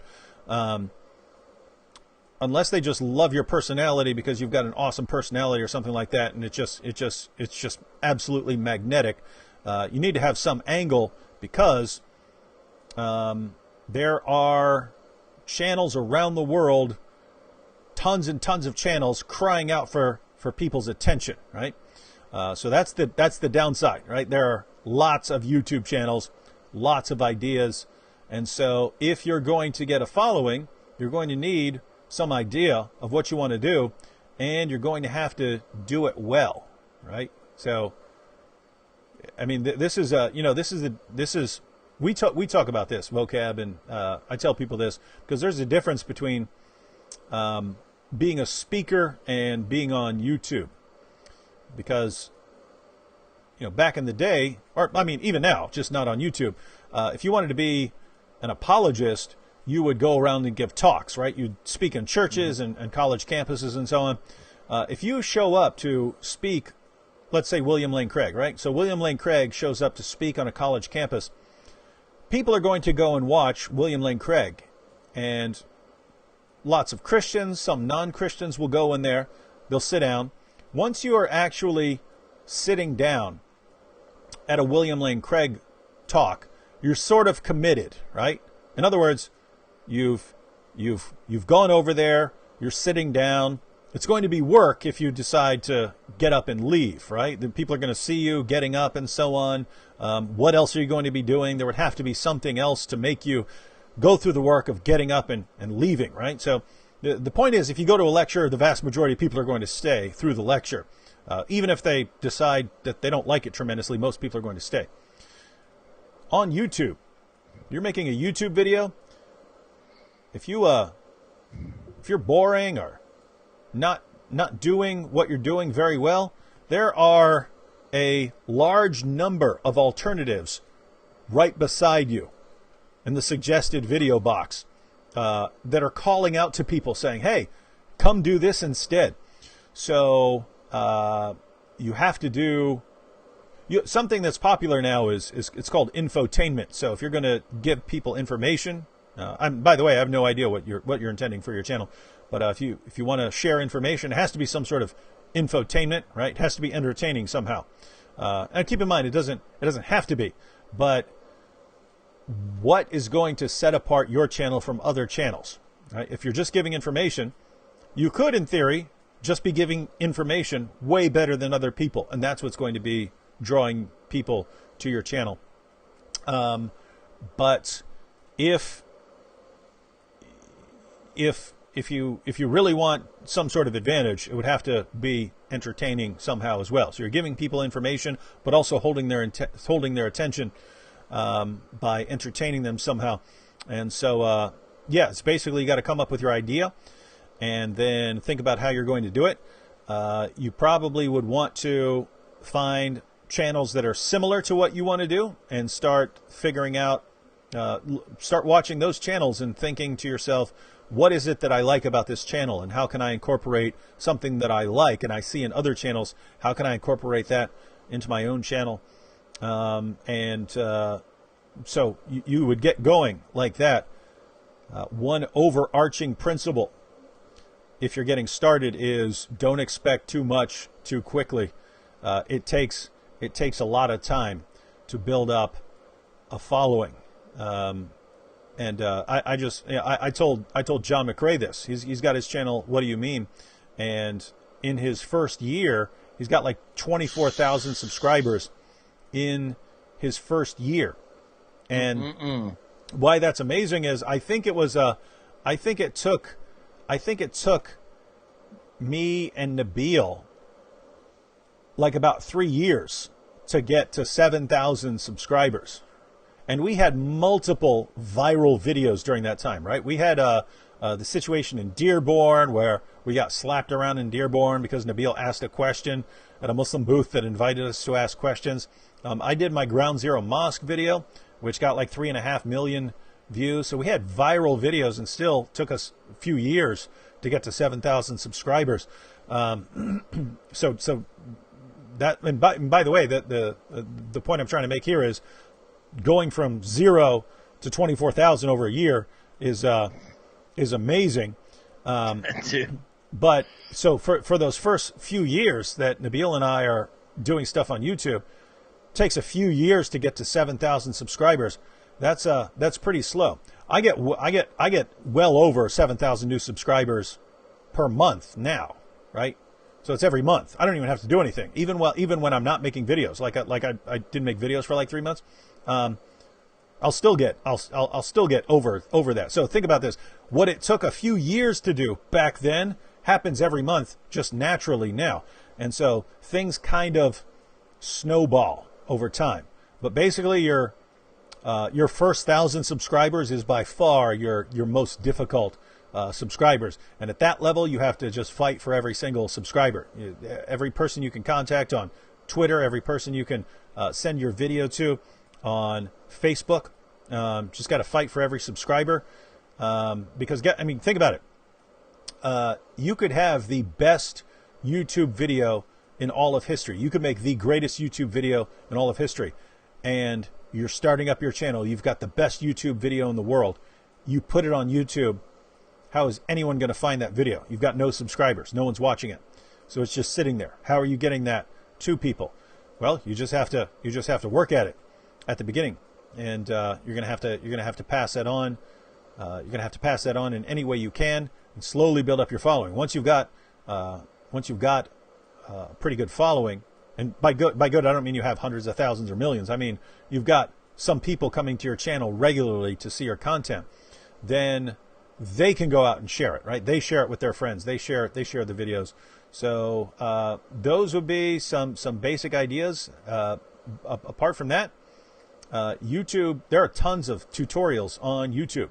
So if you just search for starting my YouTube channel, something like that, you can see what other people have learned about their channels. Because look, there's no reason to reinvent the wheel here, right? Other people have figured out what works on YouTube. You don't need to figure this out, because I never watched a tutorial on anything for years. All of a sudden I watched a tutorial and I was like, wait a minute.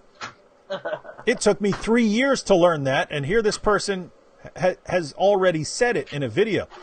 And I realized, wow, I could have just watched a video on that at the beginning, and then it wouldn't have taken me 3 years to learn how to do that. So it's good. I would say even before you start your channel, go through several YouTube series on all the basics, making a YouTube video, how to do titles, thumbnails, descriptions, keywords, all that stuff. Go through that and then start your channel.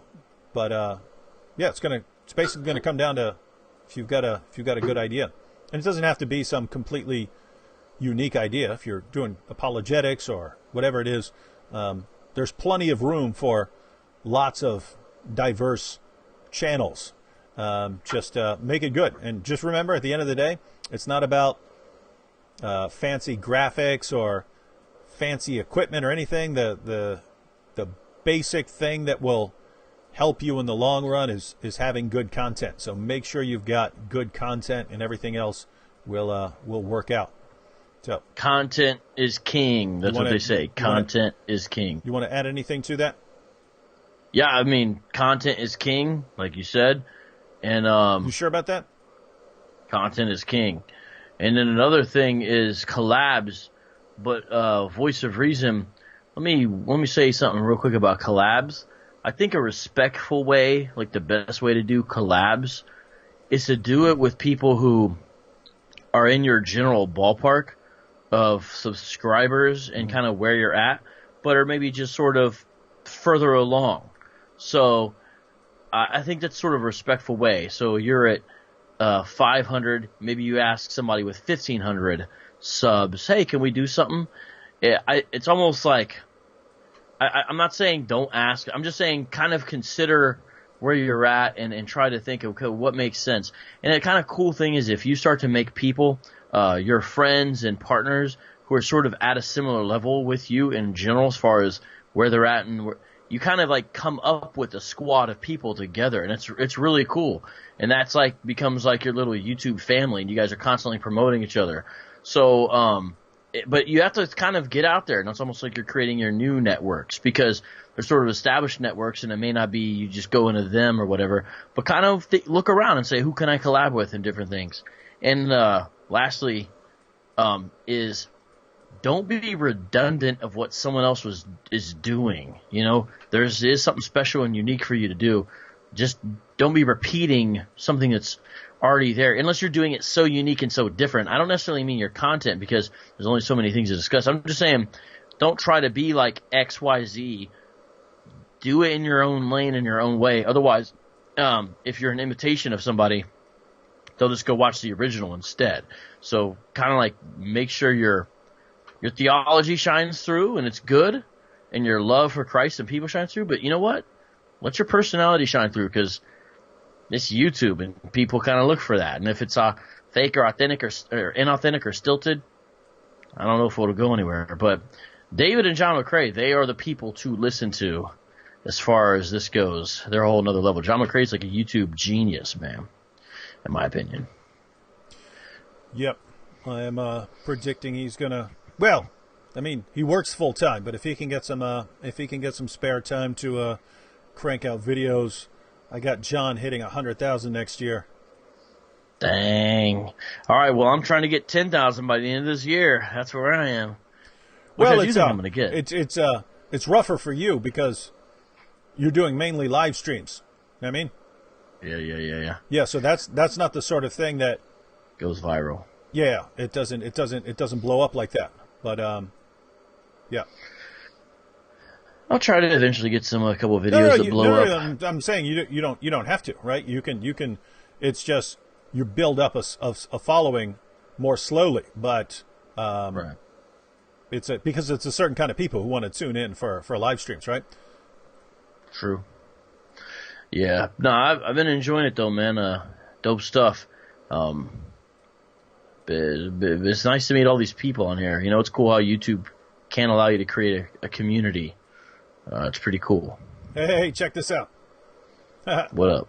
What up? What up? What up? I guess I need to make another video on this. Allah never pray for Muhammad. They bless Muhammad.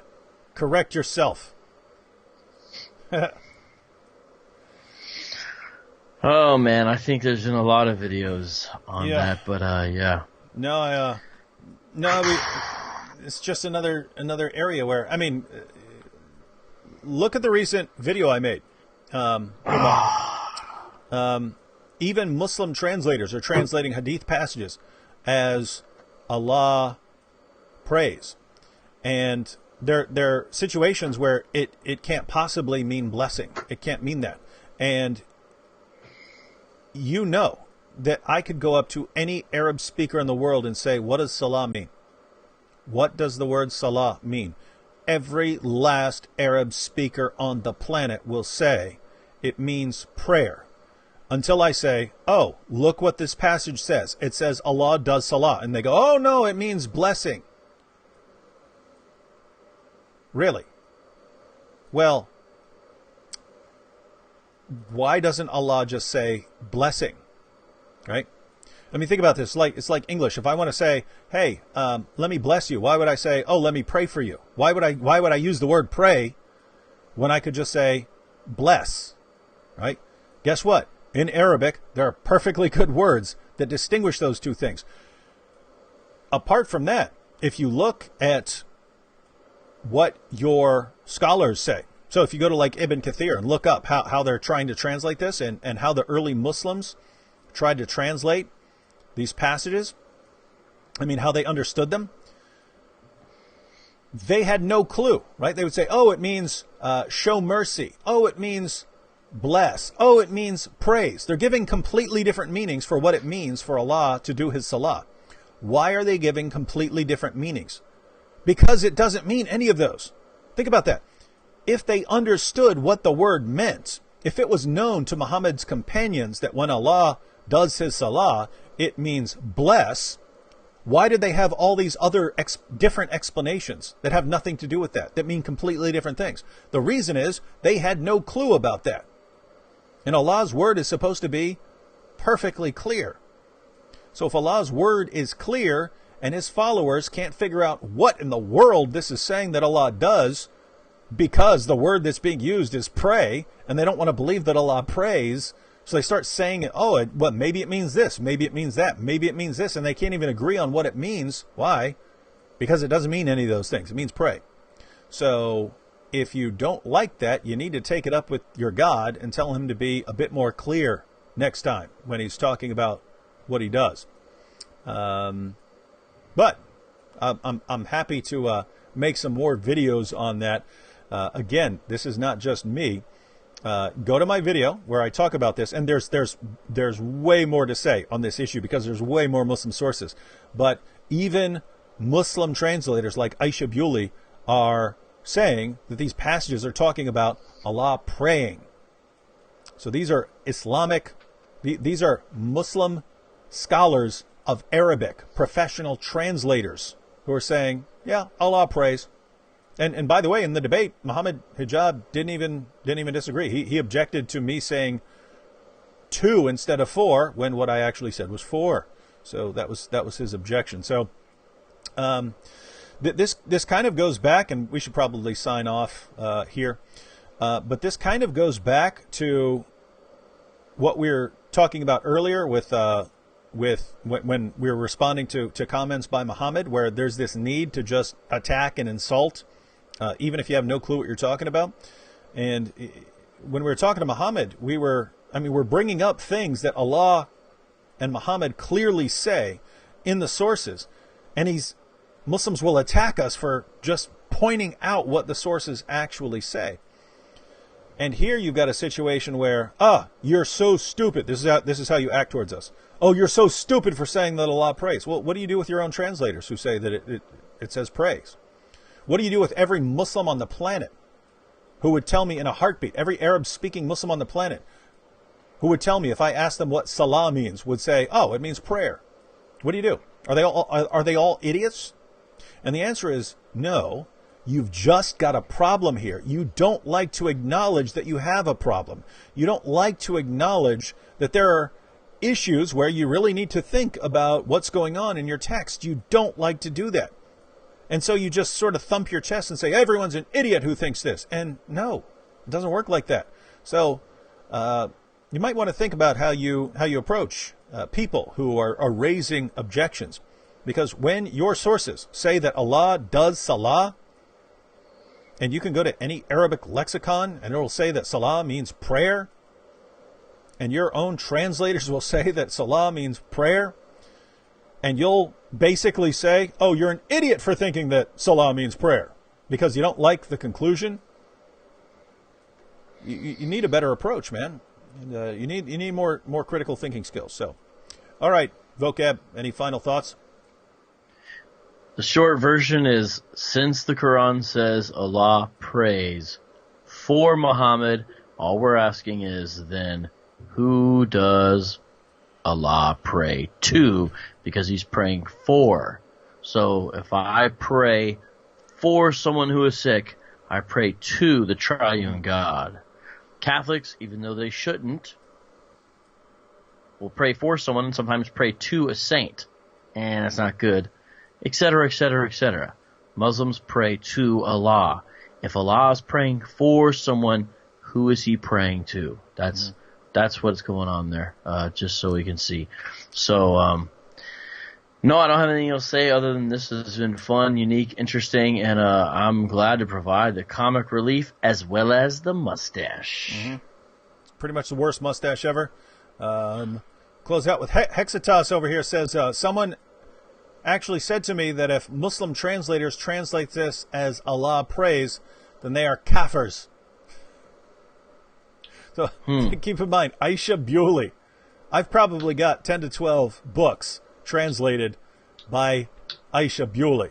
The Quran, the commentary of Al-Qurtubi. She translated Tafsir Jalalain. I've got stacks of books translated by her.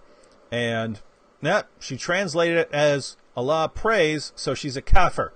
Why does she translate it as Allah prays? Because that's what the word means. So she's a kafir for saying that an Arabic word means exactly what it means. And notice, if that's what a kafir would do, well, what would a good devout Muslim do? Someone who's not a kafir. Well, You would deliberately mistranslate it to pretend that there's no problem here.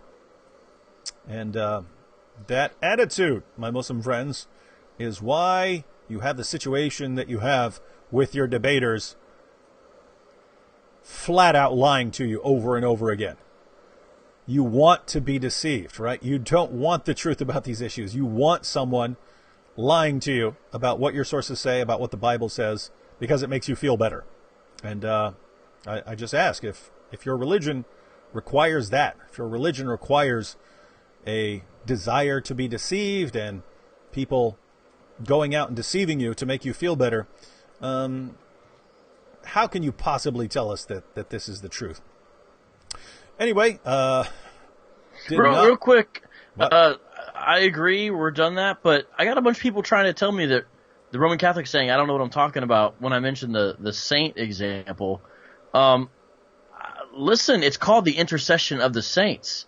In fact, you can go on Catholic Answers, which the website is literally Catholic.com, and Father Mitch Pacwa literally has an article entitled "The Bible Supports Praying to the Saints." Father Mitch Pacwa is a really well-known, in fact, he's quite a bright man, Roman Catholic apologist, and his article is literally entitled "The Bible Supports Praying to the Saints." And again, the doctrine is called the intercession of the saints. So I don't know why some of the Roman Catholics are accusing me of not. I love you guys. I think we can have great conversations. You guys support, but I don't know why you're saying this. One guy even said, "Oh, it's weird how the heretics don't know what they're talking about with Catholic doctrine."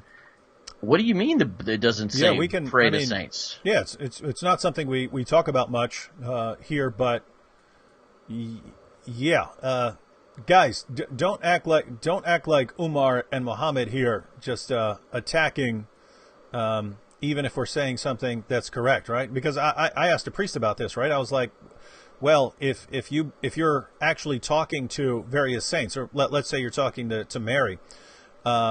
If you're talking to Mary or one of the saints, and many Catholics around the world are doing the same thing, do you believe that Mary or the saints actually hears you? And his response was, well, we believe that God takes our prayer, takes it to, in this case I was talking about Mary, God takes our prayer to Mary, tells her, and then she gets to respond, which was by praying for them. So, yeah, I'm. If you're saying no, this is not part of Catholicism, I don't know what you mean. No, not making fun of it or anything like that, but to act like this, hey, we're just making stuff up here. I'll be a little confused here, but we can if you guys want to talk about this, we can go ahead and get our sources together and get some videos together and do it. It's not really an area I'm terribly interested in, but if you're saying this isn't, then okay, we can talk about that. Oh, there's always something, but hey, good times. This is awesome. You got some great people in here, nonetheless, and. All right. Well, we've been on for 2.5 hours. I'm going to have to do some taking care of the kids now, and I'll probably be getting to sleep around 9 a.m. So, thanks for helping me stay up for a little while. And if you guys want to do this again in the future, I'm sure I will be up all night again next week. So, talk to you all then. Oh, and by the way, for those of you who came on later, there's a track in the description box, a link to a track in the description box. It's about Muhammad and Aisha. I will have that video up. Should be later. I guess that's today. I'll be making the video. All right. See you guys next time. Shalom. Peace out.